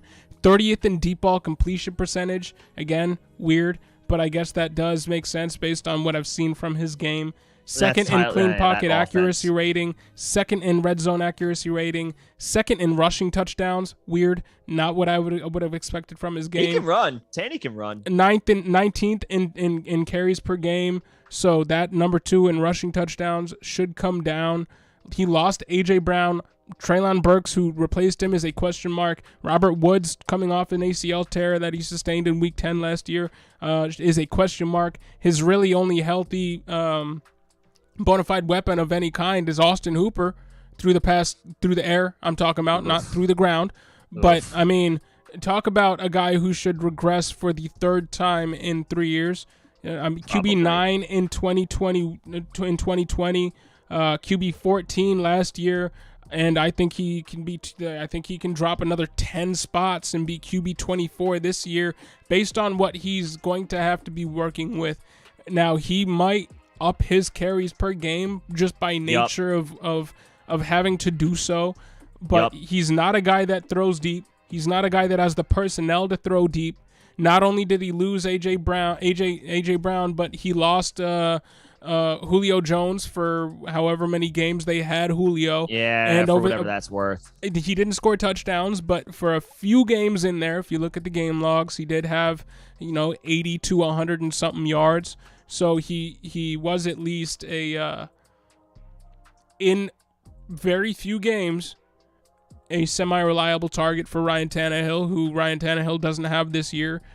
Ryan Tannehill is just like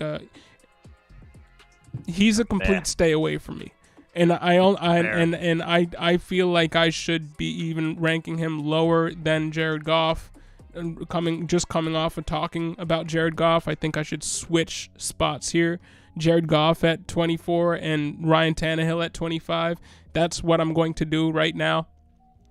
So Ryan Tannehill is actually my 25, and we just talked about Jared Goff at 24. So Ryan Tannehill is a huge stay away based on the weapons that he's working with. Actually, I moved Wentz to 25, and I put Tannehill at 26. Yeah. With Tannehill, this is the kind of with a lot of these guys that we're talking about right now, it's kind of the opposite conversation.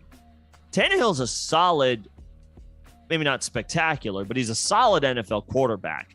His situation is just disgusting.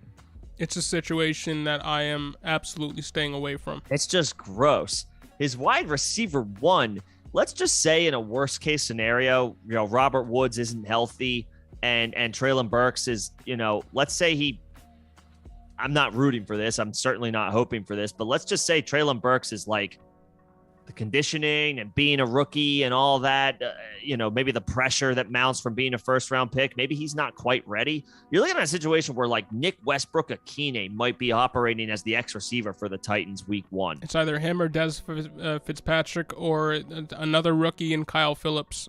This is about as gross of an offense as I can think of right now without a healthy Robert Woods. I know that Derrick Henry is awesome, but this is the quarterback conversation that we're having here. Tannehill is going to have to do some serious damage on the ground with his legs to deliver anything for fantasy this year. And those opportunities come few and far between when you want to turn around and hand the ball off to Derrick Henry, rightfully so, 30 times a game. So I am in agreement here. I like Tannehill, the NFL quarterback. I do. I don't know if I would necessarily want him as my NFL quarterback, but he's viable for fantasy this year. There's not too much of an argument in his favor. Yeah, there just isn't. So I have him at 25. I moved Jared Goff into the 24th spot, and at 26, this is where I have Baker Mayfield. I know you didn't put him inside your top 28. I have him at 26 because I do think it is unfair to rank him or place him in your rankings based off of what he did last season.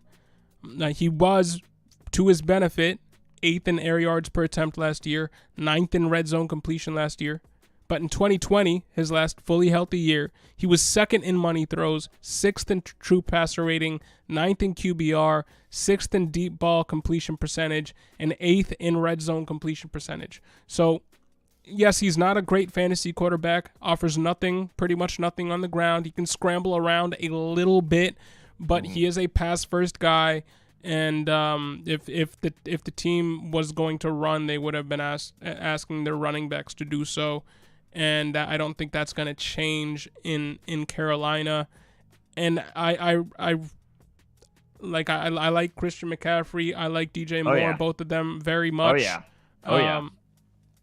But I think he was dealing with better overall weapons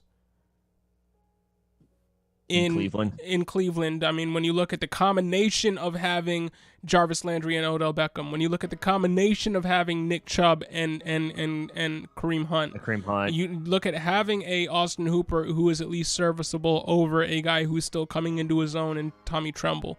Yeah. He was playing with better options on the other team. And David Njoku, yeah. Right. And on this team, it's really his good targets are much more consolidated.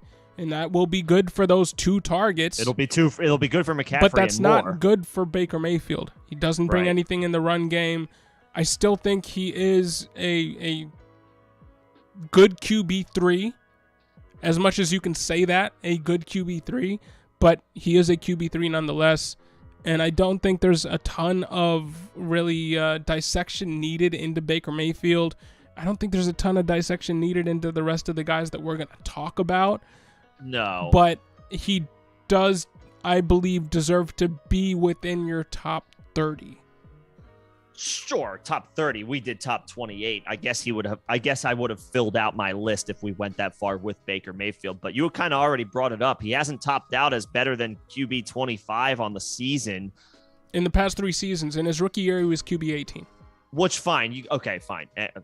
All right. But that's weird in itself. Regressed. What kind of quarterback regresses from their rookie season? It's weird. That's weird. That's weird. On top of that, and maybe this is coach speak. It's probably coach speak, but they've been saying that it's going to be an open competition with him and Sam Darnold. And Baker got traded, last week? So he's basically coming in from 2 weeks scratch. ago, I think, but yeah. Yeah, but so he's got a month and a half to learn a new playbook? It's not a lot of time. NFL playbooks are like encyclopedias. It takes time to figure it out. New system, new terminology. One little thing that might mean the guy goes left in Cleveland might mean the guy goes right in Carolina. It doesn't take much for little things that you have to kind of relearn. From what I've gathered just from being an NFL fan, it's like you're learning a different language, maybe not so severe, but to that effect. You're learning something brand new in a very short amount of time. So on top of Baker over the past 3 years plateauing as the lowest QB2, high-end QB3, now he's got to learn a new playbook, and he's got Sam Darnold breathing down his neck. Not that that's the scariest thing in the world, but Baker Mayfield isn't exactly the scariest thing in the world himself. So it's gonna be Carolina ugly. situation where they're alternating quarterbacks. It's gonna be ugly. They're gonna roll with Baker for the first few games. They're gonna not like what they see from Baker. This is a team that isn't averse to switching quarterbacks halfway through the year, 3 to 4 times. They've done it not just last year, the past few seasons. They just switch quarterback. I think we see Sam Darnold at some time this year. And I think, contrary to reports, I think there is a non-zero chance we even see Matt Corral. So, I don't love Baker Mayfield. But now is where I talk about Daniel Jones, because I do have Daniel Jones at QB 27. I have him at 28. He was QB 27 last year in finish, QB 17 in fantasy points per game. Despite being 29th in fantasy points per game in 2020. So market improvement from him over the course of a year span from 2020 to 2021. So that bodes well for him if he can at least stay healthy. 10th in carries per game. which he didn't do last year. 10th in total carries by a quarterback, 9th in red zone carries, 11th in rush yards. Underrated rusher, Daniel Jones. Oh, yeah, he can run. He might get tripped up by the turf monster, but he can run. Yeah. What I will say, and this might be digging a little bit too much into the weeds here, the Giants were 9th in pace of play last year, and Brian Daboll over the past 3 seasons, their 2 best finishes were 11th and 12th in pace of play. So, and 2 years ago, because that was in last year and 3 years ago. 2 years ago, he was 22nd in pace of play, so he slowed it down a lot before speeding it back up again with a quarterback that he had supreme confidence in. I don't know if they can do that with a Daniel Jones. Maybe they slow it down more, which takes plays away from Daniel Jones. He was 25th in protection rate, but they drafted Evan Neal 7th overall, so they do get a little bit of a boost on their O-line. He should be better in protection rate this year. 19th in fantasy points per dropback, 17th in fantasy points per game. He just needs to stay healthy, and he should vastly outperform a QB27 ranking. We just need to see it. He also had really bad luck with his wide receivers last year. They invested a ton of money into Kenny Golladay, and Kenny Golladay barely saw the field. Sterling Shepard barely saw the field because he got knocked up too. Kadarius Toney, in the first game that we saw him fully healthy, he showed us his overall upside, the reason why they drafted him in the first round. Then he got injured and kicked out of the game. So, like, there was just a lot of growing pains there. They got Wan'Dale Robinson. We like him, but he's 5'7". So how much can we expect a rookie 5'7" wide receiver to come in and change the game for a quarterback? If you're making comparisons, look at what Rondale Moore did last year with Kyler Murray and hope for an output like that for Wan'Dale Robinson. But hopefully this wide receiver core can gel a little bit more. Hopefully they can stay healthier and at least be on the field together, and all that should bode better for Daniel Jones. And he has rushing upside, and they have to account for a healthy Saquon Barkley, hopefully. So I think he can get back to mid-tier QB1 ranking by the end of the year. QB2, mid-tier QB2 ranking by the end of the year with a much better coaching staff that will probably install a much better game plan in Brian Daboll versus what they were getting from Joe Judge. Yep. And I like and Pat Shurmur. Daniel Jones. I don't love Daniel Jones. I'm not seeking out Daniel Jones, but if I end up having to rely on Daniel Jones because I go somewhat zero QB in a Superflex league, and I have to choose between Daniel Jones or Davis Mills or Baker Mayfield, or I'm going Daniel Jones based on that upside. I am. Just have him ranked a little bit lower here because 2 years ago QB29, and last year, yes, he improved that, but if he is an injury risk, he missed time due to a neck injury. So. He puts himself out there to get injured a little bit more because he is rushing the ball and a little bit careless and doesn't protect himself and slide, and those are all learned behaviors as a rushing forward quarterback. Then you have to be a little bit wary of Daniel Jones. There also is the possibility that this wide receiver core just doesn't gel. Kenny Golladay just doesn't stay healthy. They don't have Sterling Shepard because I think he's still on the team, but just doesn't stay healthy. Wan'Dale Robinson, we like him as a prospect. He could just, be another 5'7" wide receiver who you fall in love with his speed, but can't bring you much on game day. And Kadarius Toney could just continue to be a little bit of a bonehead. And that just, and we could be right back into the same situation we saw him in last year. So a little bit of a mixed bag with Daniel Jones. Has much more upside than where I have him, but I can't see how you would put him really anywhere above where I have him ranked. I guess I got like 3 or 4 points on Daniel Jones. Ultimately, I'm probably not going to have too many shares of Daniel Jones. In Superflex, sure, but his ADP on Underdog Fantasy, and this is in one quarterback leagues, is 158. He's only going 3 to 5 spots later than guys I like way more in Matt Ryan and Jameis Winston. He's going about 10 spots above Mac Jones, who we like more. He's going almost 20 spots higher than Zach Wilson, who I like that's more. Weird. That's just weird. I didn't factor in ADP into it. And he's going almost 30 spots later than weird. Jared Goff. That's weird. He's going. So I'm just not going to end up with Daniel Jones all that much. Yeah. He got injured last year. The Giants are saying there's no long-term concerns, but it was a neck injury. So you can say there's no long-term concerns. And for Daniel Jones, the player's sake, I hope there isn't. I don't want a guy to deal with like spinal injuries. I don't care who you are. I don't care who you are. I hope for his sake there are no long-term concerns.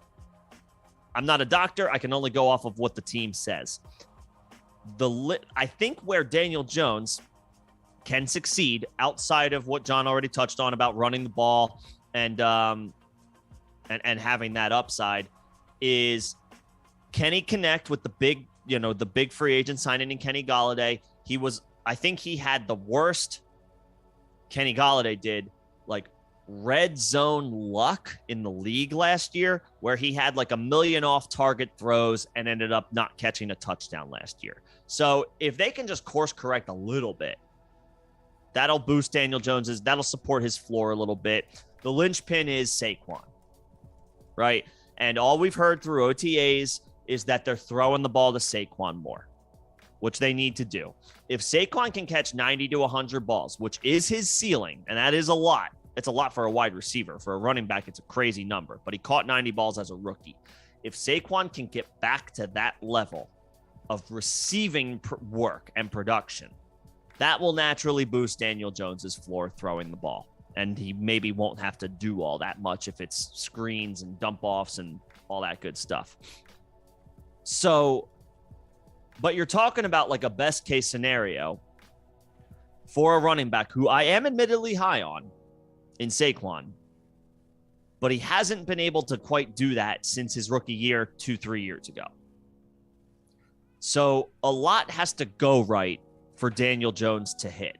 The offensive line should be much better. Like you mentioned, they drafted Evan Neal, and Andrew Thomas, in a terrible lost season for the Giants last year, was actually very good. I think he was the 4th overall pick in 2020. Andrew Thomas was. Will be their left tackle, is their left tackle of the future, had a strong season last year, should continue to get better. And Evan Neal, I think, slots in as their right tackle. So yeah, the offensive line should naturally be better. The problem with Daniel Jones, on top of all of this, is he has been a turnover machine since he entered the league. He is fumble-rooski manifested in a human form. Like, he can't hang on to the football. So if he can clean that up even a little bit, then he'll be all right. But so far, he hasn't given us any reason to believe that he will. So the turnover concerns, the overall lack of just inspiring play, and his ADP with guys not too far ahead or below him that we like much better, I don't see myself having too many shares. Give me Matt. I'll reach 5 spots to have Matt Ryan or Jameis Winston, or I'd rather wait on Jared Goff or Mac Jones. No question there, but I think he should be able to outperform QB27 rating that I have Matt and you have Matt 28. Sure. He should be able to outperform that. And really, in terms of the fumbles over the last 2 seasons at least, and I don't want to dwell too much longer on Daniel Jones. Oh yeah, that probably had to do a lot with the fact that the team couldn't or was out a healthy, fully 100% Saquon Barkley, and he felt like he needed to play hero ball. He's overcompensating. And this coaching staff fixed a quarterback who played too much hero ball. They've done that before. So if they maybe they can instill a little bit of that steadiness into a Daniel Jones, and that's all really I have to say there. But my next quarterback at QB 28 is Davis Mills, and I think this is the last guy that we really need to talk about here. I have Mills at 27, one spot ahead of Daniel Jones. So we are filling out our name. We are filling out our list with the same guys. And my issue here, and it has been for a while with Davis Mills, is his one glowing metric from last year was he was 4th in deep ball completion percentage. Yep. And if he regresses there at all and doesn't progress in other areas, which is, the kind of quarterback he was thought of to be, a pro-ready quarterback who doesn't have a ton of upside, which has led to him being drafted, in the 3rd round and not very highly touted, and they started Tyrod over him multiple times and all that. But if he doesn't progress in the other areas and he regresses in the one area where he was above average or stellar, really, being 4th in deep ball completion percentage, there's a huge reason for concern there. And even with that in his bag last year, he was QB19, QB29, QB28 in fantasy points per game. Now, I will say this, and just to he was 64th in carries per game, so he is a pure statue back there. He is yeah. He was a different quarterback in his first stint of starts versus his second stint of starts. Week 2 to week 8, he was QB 28. Week 13 to week 18, he was actually QB 11. Now, I think you need to take out one of those games, week 18, a meaningless game against Tennessee, where Tennessee was literally just being They've like, rested everyone. we're already in the playoffs. We're just resting everybody to be healthy for the playoffs. If you take out that game from weeks 13 to week 17, 4-game sample size, he was QB 16. And I think that's his absolute ceiling if he can maintain the deep ball completion percentage, which I think is unrealistic. I think he's going to come back to earth a little bit there and progress in other areas of his game. I'm not really going to speak much about his weapons because I think his only real bona fide weapon is Brandon Cooks. And we all know that y'all know that I love Brandon Cooks. I love like, Brandon Cooks. Yeah. Like Nico Collins is promising, but I don't know if Davis Mills is the guy to unlock even him. So I think what the Texans' game plan was let's hold on to this young quarterback that we have, hope he shows enough to be a future backup for us, but not good enough to win us a ton of games so we're in contention for one of the top QBs in 2023. And then as soon as 2023, we draft our true quarterback of the future, and we have one of the better backup quarterback situations in the league in Davis Mills. And or a trade piece if that comes to it. I think that's what their thought process was. I don't love Davis Mills. I think he overachieved in the last half of the year last year. And I think he is one of these guys like a Kyle Allen or a Taylor Heineke or one of these guys who showed a lot in a short sample size enough to be given a larger leash in year 2, one more opportunity, and will relative to expectations fall on his face and be a backup for the rest of his career. That's what I think Davis Mills is. Houston could also be one of those teams that like does something dumb and like trades for Jimmy Garoppolo too. Yeah, but I feel like we've seen this story with quarterbacks who do really well above expectation for a small sample size, are then given full reign of an offense in year 2 and fall flat on their faces relative to expectations. We saw it last year with Heineke. We saw it 2 years ago with Kyle Allen. We've seen it with Drew Lock. We've seen it with, we've seen this story work out that way more often than we've seen this story work out the opposite way, in which a quarterback turns into Kirk Cousins. Right. That just doesn't happen with it's not something you can predict. Right. It's like Kirk and Dak Prescott and like even Dak Prescott was Like, he wasn't drafted to be their backup. Davis Mills was drafted to be the Texans' backup. Yeah, I guess. I mean, Dak was Dak was like a 4th round pick. Davis Mills was a 3rd round pick. True. Like, how much expectation? The point is, like, how much expectation could you possibly have on this guy? Right. You know, that now Dak worked out. Kirk Cousins worked out as a 4th round pick. You know, you have success stories. Russell Wilson turned into a Hall of Fame. Russell Wilson was a 3rd round pick. But do you want to bet on an outlier? I don't. And Russ brings intangibles to the position that Davis Mills just doesn't. And so did Dak. I mean, Dak rushes more than Davis Mills ever will. Yeah, the reason Russ probably fell was because he's on the shorter side. And the NFL has since course corrected on that. Basically, the only time I'm investing and coming around to thinking a guy like this being drafted with his draft capital has a chance to be a starter for more than one season is if he comes with rushing upside. Because outside of Kirk Cousins and Tom Brady, I haven't seen too many guys come in with lower end draft capital without any rushing upside and be starters for longer than a year. Yeah. Even a guy like Nick Foles, he has had starting spurts, but never locked down a full-time job. I guess you could bring in Jimmy G into that equation too. Jimmy G's the 2nd round pick. See, there you go. You already disproved me. But I don't think there's much else to say about Davis Mills. Yeah, like Davis Mills is interesting. I'm not rooting against the guy. I don't mind an underdog story. It's just hard to throw your weight behind him, you know? Yeah.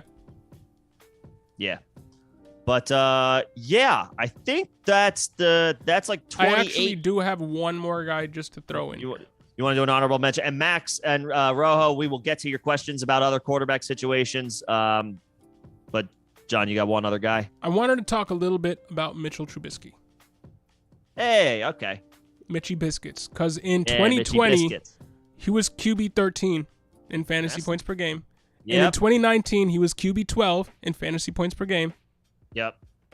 And he's playing with the best overall weapons and the most stable organization of his career. Yeah. Yes. And he was drafted 2nd overall in 2017, not that long ago. Nope. And he was in the Pro Bowl. Say what you will about the Pro Bowl, but he was good enough to be in the Pro Bowl in 2018. Good enough to be selected, yeah. 68 rush attempts in 2018. Would have been 7th in 2021. It's pretty good. 48 rush attempts in 2019, would have been tied for 13th in 2021, tied with none other than Sam Darnold. Okay. But again, that was with suspect coaching staffs on offenses that, they just couldn't put those offenses together. He's in a much better position to succeed with the Steelers, with Deontay Johnson, with Chase Claypool, with George Pickens, with Pat Freiermuth, with Najee Harris, with Mike Tomlin installing a solid game plan. I think Mitchell Trubisky is underrated in fantasy for 2022 specifically, not in Dynasty. This is not a Dynasty. Defense that's no longer dominant. Right. This is not a Dynasty conversation here. This is purely a redraft. Steelers. Yeah. We've talked about our hesitancy to believe that Kenny Pickett even sees the field this year. He might, but yeah, I feel like the Steelers season might have to spiral out in order for that to happen, and that's just not something that typically happens in Pittsburgh. And even if we talked about Deshaun Watson, even if he plays for 8 games, getting a QB5 and above level play from a guy that you can draft where he's being drafted. With he deserves, by your metrics, he deserves to be ranked 21. I have him 22. 22.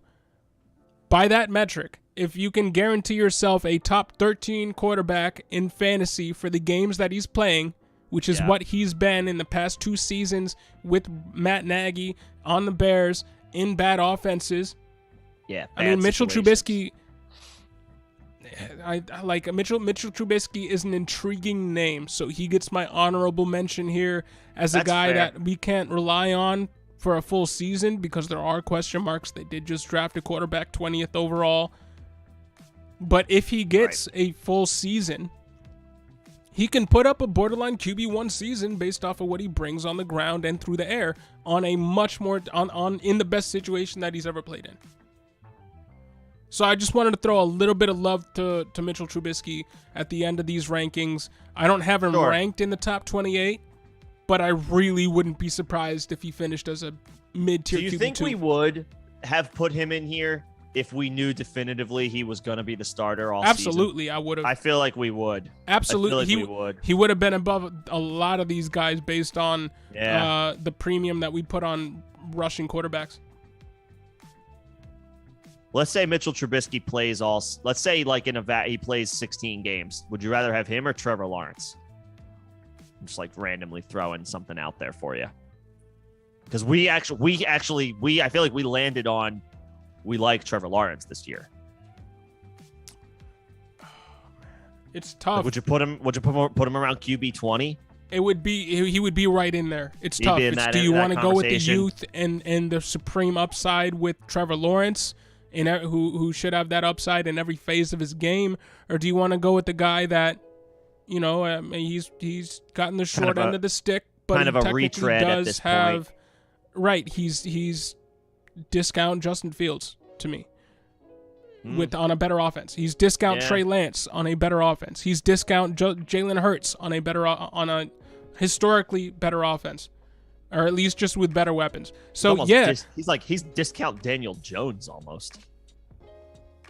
Running the ball. He's what you want Daniel Jones to be. He's 50 picks cheaper than Daniel Jones, who plays like a bonehead. He's not even discount Daniel Jones. I guess he is by that metric because you can get him cheaper. Conversation. But to me, he's what you want Daniel Jones to be.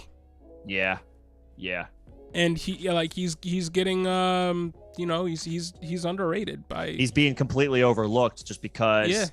We haven't seen him play for a little while. I wanted to give him a little bit of love, throw some Mitchell Trubisky some love, because I wasn't expecting to really like him at all that much, but looking into it, cheap again, good situation, looking into these QB2s, these QB3s has me reevaluating why I have such a low conception or perception of them.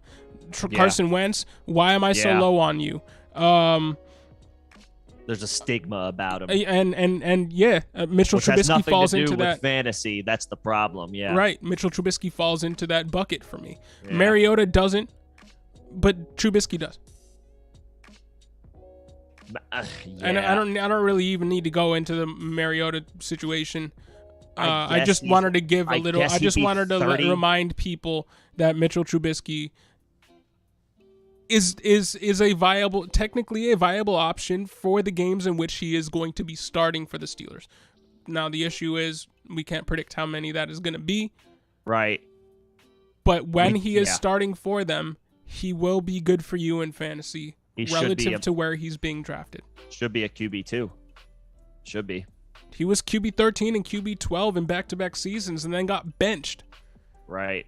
And became a backup for the Bills for one season, rehabbed his perception around the league in the preseason because he played lights out in a few preseason games, and now he has a chance to start again. And he's in the most stable position of his career. So I just wanted to remind everybody that Mitchell Trubisky ain't dead. And he could end up being the steal of people's Superflex drafts. So don't sleep on Mitchy Biscuits.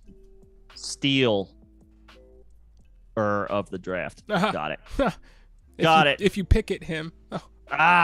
Okay. Now we're done. All right. Now we're done. No, that was good. Max Fire, what do y'all think about DK? I'm just going straight to the chat. I'm sorry. That's fine. DK, and then he kind of corrected to like the Seattle quarterback situation. I mean, we can touch on all of it. Go for it. I think DK Metcalf's being underrated this year. Yeah, we saw DK Metcalf in a Superflex league get drafted in the middle of the 6th round yesterday. In a mock, but still that's too low. No, for a guy that has finished as a wide receiver 1 for for the last 2 seasons. Yes, he gets a quarterback downgrade, but when he was in 4 games and the sample size of 4 games that he played with Geno Smith, he was wide receiver 5. That didn't matter. Yeah, DK was a wide receiver 1 through before Russell Wilson got hurt, and then when Geno Smith, even still when Geno Smith was inserted and was playing terribly. DK's numbers tapered off in the middle part of the season when Russ returned from the injury too early because he was trying to save the Seahawks season from spiraling out. Russ wasn't himself. The finger wasn't fully healed. He didn't play well, and the entire Seattle Seahawks offense suffered, including DK. It wasn't until the team was out of it when we started seeing, the DK Metcalf of old from a production perspective. And by that point, Russ, I guess, was healthier, but also Seattle's season was done because Russ's early return backfired. They lost all those games. And then by that point, Seattle's season spiraled out. So what we remember, I feel like, from DK's 2021 was the middle part of the season when he played poorly with a broken Russell Wilson. And then we kind of forgot about the Seahawks because their season was in the toilet for the end of the year. And then I think championship week, didn't he have a 3-touchdown performance? Yeah, bro. He came back and he won me a league. He exploded week 17. Yeah, he came back and won me a league. Straight up. It's easy to forget because probably a lot of people who had DK didn't make it to the championship, and they stopped paying attention to Seattle because as a team they were done by the. And I was gonna bench him in that championship, threw him in there because he was having bad performances he had with 3 Russ. touchdowns Yeah, and won me that game. So yeah. Yeah. So there you go. And he had some of the worst air yards luck in the league last year. I think he was number 1. He was at least top 3. I can look it up right now. But I think he was in unrealized air yards. Oh, yeah. Which that's going to happen with a backup quarterback and a starter with a broken finger. I don't care who it is. I don't care if it's Drew Lock. He was number 1 in unrealized air yards. I don't care if it's Drew Lock. I don't care if it's Geno Smith. Neither one of those guys are viable even in a Superflex league. Yeah. Even as your QB3. If they're your QB4, then whatever. But they're not even viable as your QB3 in a Superflex league. We like Drew Lock, the person. He's easy to root for. Unfortunately, I think he sucks. Unfortunately. I wish I didn't have to say that because Drew Lock seems like a good-ass dude, and I would have a beer with that guy any day of the week. But he stinks. And Geno Smith isn't much better, if he's better at all. That being said, as it pertains to DK, I don't care who the quarterback is. I do think Geno Smith is better. He might be. With I just want to throw this out because I did look at this when I was looking at my rankings. I did go 32 deep, and but regardless, with a stacked offense in Denver, Drew Lock was 71st in man coverage throw rate, 71st in completion percentage versus man, 71st in completion percentage versus zone, 71st in passer rating versus man, 71st in passer rating versus zone, 71st in accuracy rating versus man, and 71st in accuracy rating versus zone. All this to say, I think 71 was as far as they went in their rankings, and he just finished last in everything. Over the past few years of quarterbacks or whatever? Just last year. 70 quarterbacks? I think they only went 71 deep in their quarterback measurements or whatever because there were only 71 quarterbacks to judge. And last year, Drew Lock was dead last in every completion percentage metric. And this isn't based on how many games he played, just completion percentage metric. Coverage, throw rate, all that. He was dead last in every metric across the board in the league. I think that's what that means, because there's no way he could have. I mean, what are the chances? So PJ Walker. What are the chances it went 100 deep and he just ended up being 71 in every single one of these metrics? Yeah. I think he was actually just the last in every metric that they measured. Like a broken and they Cam only Newton went was 71 better than deep. him. Yeah. Oof. So no, I think Geno Smith is going to. All this to say, I think Geno Smith is going to start for them this year, which to me bodes better for DK Metcalf. That's fine. He was still a wide receiver 1 when DK or when Geno was in there. So, yeah, Max, draft DK Metcalf. Like, his ADP is too low. People are too worried about the. I'll throw my weight behind Tyler Lockett, too, just from the sheer perspective of he's being drafted as like the wide receiver 47 off the board. I know you didn't ask He about doesn't it, deserve that. Yeah. He doesn't deserve, right? He deserves better than that. Maybe not like significantly more, just because it's a highly questionable offense. He deserves to be drafted as a wide receiver 3 based off of him being a borderline wide receiver 1 for the past 4 or 5 years. Yeah. He should not be drafted as a borderline wide receiver 4, not even a high-end wide receiver 4. Yeah, that's just crazy. That's disrespectful. That's just straight disrespectful, yeah. Yeah. Tyler Lockett has been much better than that. So, yeah, draft both Seahawk receivers. I don't care. I think both will be just fine.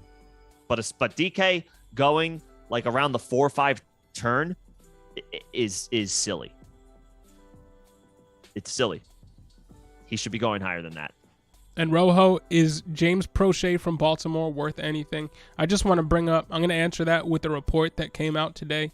Former Ravens quarterback Robert Griffin III believes that the Ravens will trend back to their 2019 style of play this season. If there's anybody with inside knowledge on the Ravens, how the Ravens could approach 2022, it's RG3, who was with the team during Lamar Jackson's MVP run in 2019. Yes, that season, the Ravens led the league with a 58% rush rate in neutral game script on their way to a 14-2 record and set the single season record for most rushing yards by a team. Griffin believes that the trading of Marquise Brown this offseason and the fact that the team drafted 2 tight ends last May is a signal to a more run-heavy approach this season. In addition to setting the NFL rushing record in 2019, Baltimore also led the league in scoring. So that is the report. They're trying to go back to that. Basically, outside of the deepest of dynasty leagues, I don't think James Prochet is worth anything. And even in the deepest of dynasty leagues, I don't think James Prochet is worth anything. Yeah, I mean, this is going to be the Mark Andrews and Rashad Bateman show. Devin Duvernay sprinkles in here and there. It's going to be a ground and pound attack led by Lamar Jackson, who once again is a threat for not 1,000 yards rushing, but probably like 1,200 rushing yards. J.K. Dobbins declared himself as, the player will always be more optimistic than the team, but Dobbins declared that he should be good to go for week 1. I haven't heard much of anything from as far as a Gus Edwards perspective, but you could always use the mantra that no news is good news. I just don't think James Prochet is going to be anything. They're going to run. Baltimore. They're going to run the ball, and they're going to throw the ball to Mark Andrews, and they're going to throw the ball to Rashad Bateman. Maybe the running backs get a little bit more involved this year catching the ball. Baltimore's near the bottom as far as pass, throwing the ball to running backs. They're like bottom 3 in the league. I think the only team actually that's like throws the ball less to their running backs is the Rams. And that was based off of last year, and it's due to regress back to where it was 2 years ago, based on this report, which I would believe because all the everything in the tea leaves reads that way. So yeah, I don't think James Prochet is he catches maybe 25 balls this year. I'm not 25, 30. I'm not 30 very catches. high on James Prochet. I would say Duvernay is the guy to like take a shot on because he's listed as a starter. And Max Fire granting Jimmy G permission to seek trade as if they haven't been trying to trade him for a year already. They decided to make it official now after the market dried up. So good job, John Lynch. I don't know why they waited. I don't know why they waited. Because you knew Deshaun Watson could be moved this offseason. You knew Russell Wilson could be moved this offseason. Matt Ryan could be moved this offseason. They waited because they weren't 100% sure on Trey Lance yet. Well, then that is itself. Organizational malpractice because you traded 3 first-round picks to move up to 3rd overall to take the guy. Yeah. Hey, you're not going to hear any disagreements from me. But now all of a sudden it's like, ooh, Trey Lance. Okay, Jimmy, now you can go. Like, just in time for no teams to be interested in, or able to afford. That's a disservice to the guy that got you to a Super Bowl a few years ago. It's a disservice to Jimmy G. It's a disservice to the organization. He's on the hook for $25 million this year. I don't think any team outside of the Browns can afford to pay that. And the Browns just traded for Deshaun Watson and signed Josh Rosen just today, which signals to me that they're. I mean, barring something for a crazy suspension mid-season, of some kind. Yeah. I don't expect them to be going after a Jimmy G either. No. So San Francisco now needs to eat money on that contract if they actually want to move him for anything. They're probably not going to get anything more than a 5th or 6th round pick. And on top of that, they have to eat salary. I think it'd be 6th or 7th round. Yeah. Maybe they get a slightly better draft pick if they agree to eat a little bit more salary, but you're still talking about probably at best. Like Amari Cooper went for a 5th rounder. I would he's going to be. Well, Jimmy's a quarterback, so he's going to, so I don't see it. I would say a 5th round pick plus the Niners probably have to eat $10 million in salary. This was a botched job by the 49ers front office, no matter which way you slice it. Yeah, usually I'm vocal about giving the 49ers props for how they handle situations. They've usually been solid. They've handled the Debo situation poorly. kind of awkwardly. So yeah, a weird year for Niners fans as far as the front office is concerned. Yep. And Iron with the flag football notice. Hey, thanks, man. USA. I think the USA should beat Italy. I mean, it is our sport after all. We should beat everybody. They should. Yeah, even in flag football, they should beat everybody. But it could go the way of basketball. I mean, I would love to eventually see football become a global game the way basketball has become. I have a hard time. Football is such a niche sport it's just us. Basketball is easier to play. It's not just us, man. We got NFL Europe counted for something when it was a thing, to the point where we have teams like the Vienna Vikings playing at weekly. But they're Americans playing. It's Americans playing. There's some game. I mean, it's a mix of both. It's a mix of both. Yeah. But I mean, hey, football is a more global sport than people would realize, and I think a lot of that is due to fantasy football. I really do.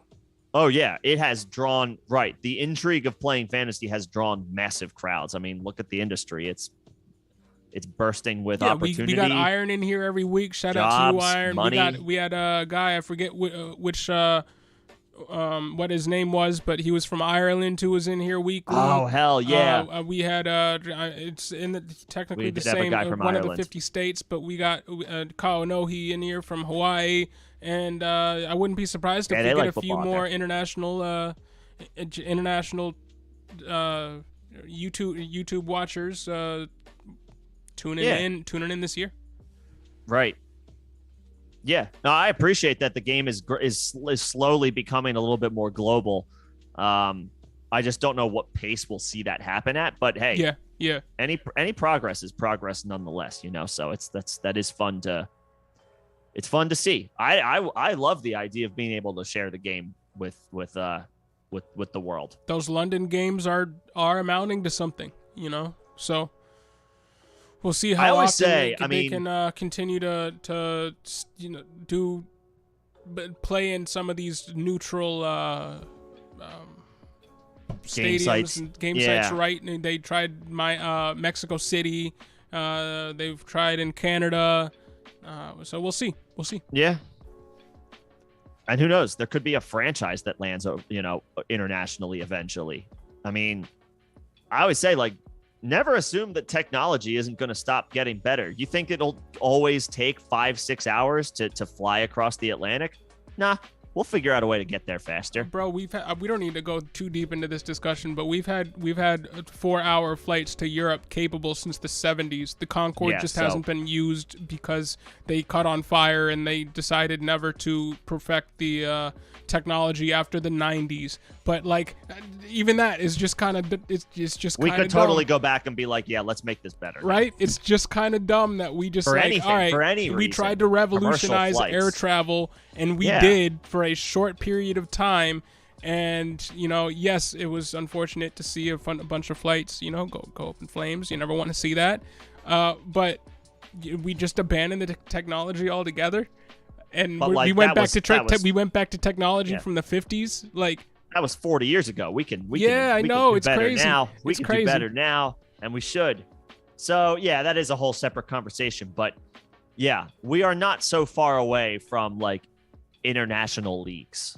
I don't think so. And that could be any sport.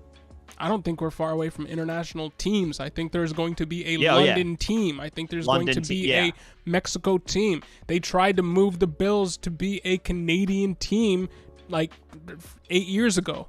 Right. Like they tried to make Toronto that happen. Would of course be Toronto is doable today. Of course. They have Canadian Football League. They have the Grey Cup. They have their own league. They did have the Grey Cup. They do. Like they still do. They still do. Yeah. Go Argonauts. Yeah.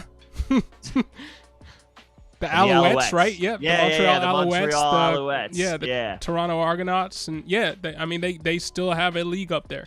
Josh Gordon was playing for them, I think. Terrell Owens played for them, I think. Like, yeah. T.O. will be 90 years old being like, I still got it. I can do this. I can play. And he probably will still be better than most of the people he's playing with in these little, small leagues where he's being thrown the ball by Johnny Manziel. Like retirement home leagues. Yeah. Yeah. Have you seen that over the past year? He played in some sort of weird arena league. Like arena league, yeah. Like a player, like it was fan owned or fan something, and it was like the fans could help call the plays or something like that. Which is a fun idea too. I mean, all this is gonna help the NFL product, because he's gonna be hitting up. The more eyes there are on social media across the world on things like that, the more the curiosity is piqued. Yeah. Gonna hit up Dwayne The Rock Johnson and see about joining the XFL. Hey, there you go. Good. They're starting in 2023. Yeah. That was announced, or not? It was. It had previously been announced, but they reminded us last night at the ESPYs, which I didn't tune into that. Did you? I caught a little bit of it. It was, it's an award show. It's like, congratulations, athletes that won trophies win more trophies. That was a Jay Farrow line. I can't take credit for that one, but it was pretty funny. But yeah, they did remind us, like, XFL 2023, baby. Maybe we'll see T.O. suit up. But yo, I know we promised a mock today. We are 2 hours and 45 minutes into the stream, and I unfortunately, if that is in the cards, it'll be something that Nick would have to do. And I don't know how you would do it on your screen if we were switching, because we'd have to like switch our entire thing over. Unfortunate news: my dad tore his patellar tendon, and I gotta give my family a call and of course, and talk to them. But of course, well, hopefully your dad's doing okay. We could try see. to do it for Tuesday. Yeah, and I hate to keep pushing it off, because yesterday we missed Iron, who was the person that was pushing for it. We missed him in the mock, and then we said we were going to do it today, and now we're 2 hours and 45 minutes in. We could throw one in the Discord maybe over the weekend. Maybe. We'll see. Or if not, we could try to do it. We could just maybe open with it on Tuesday. Yeah. Or, hey, we could just set one up to slow draft and do a mock slow draft off stream. We'll figure something out, Iron. And throw the link in the chat or something like that. But yeah, we're sorry that we couldn't deliver on that, Iron. But hey, looking forward to drafting with you very soon. Yeah, There's we'll be 3 doing more a real people that need to join the league for the members, and then we are ready to go, hit the ground running. So look out for that. To piggyback off of that, anybody who's listening who is not a member, if you click on the first link in our descriptions of any of our videos, we can draft together, and be in a league together. There's also we did a one-on-one yesterday with Slim, who wasn't in the chat today but is a regular. It is something that we offer to our members, is one-on-one consultations on your fantasy leagues. But there are a couple other perks out there, like you get early access to Nick's awesome Redraft draft kit, 30-plus pages of great content. So a couple of perks there for our members. But we welcome all viewers here, so if you don't want to become a member, at least hit that sub button so you know when to catch us live again. But thank you for chilling today. Appreciate everybody in the chat. Appreciate the discussions. Always love it. And we hope that y'all have a great weekend. And we'll see you again on Tuesday. Yeah, Max, appreciate the kind words. And like John said, everybody have a great weekend. Everybody stay safe, stay cool. I don't know how long this heat wave is going to last, but take care of yourselves. But yes, have fun as well. Yes, sir. And we'll see y'all Tuesday. Peace, y'all.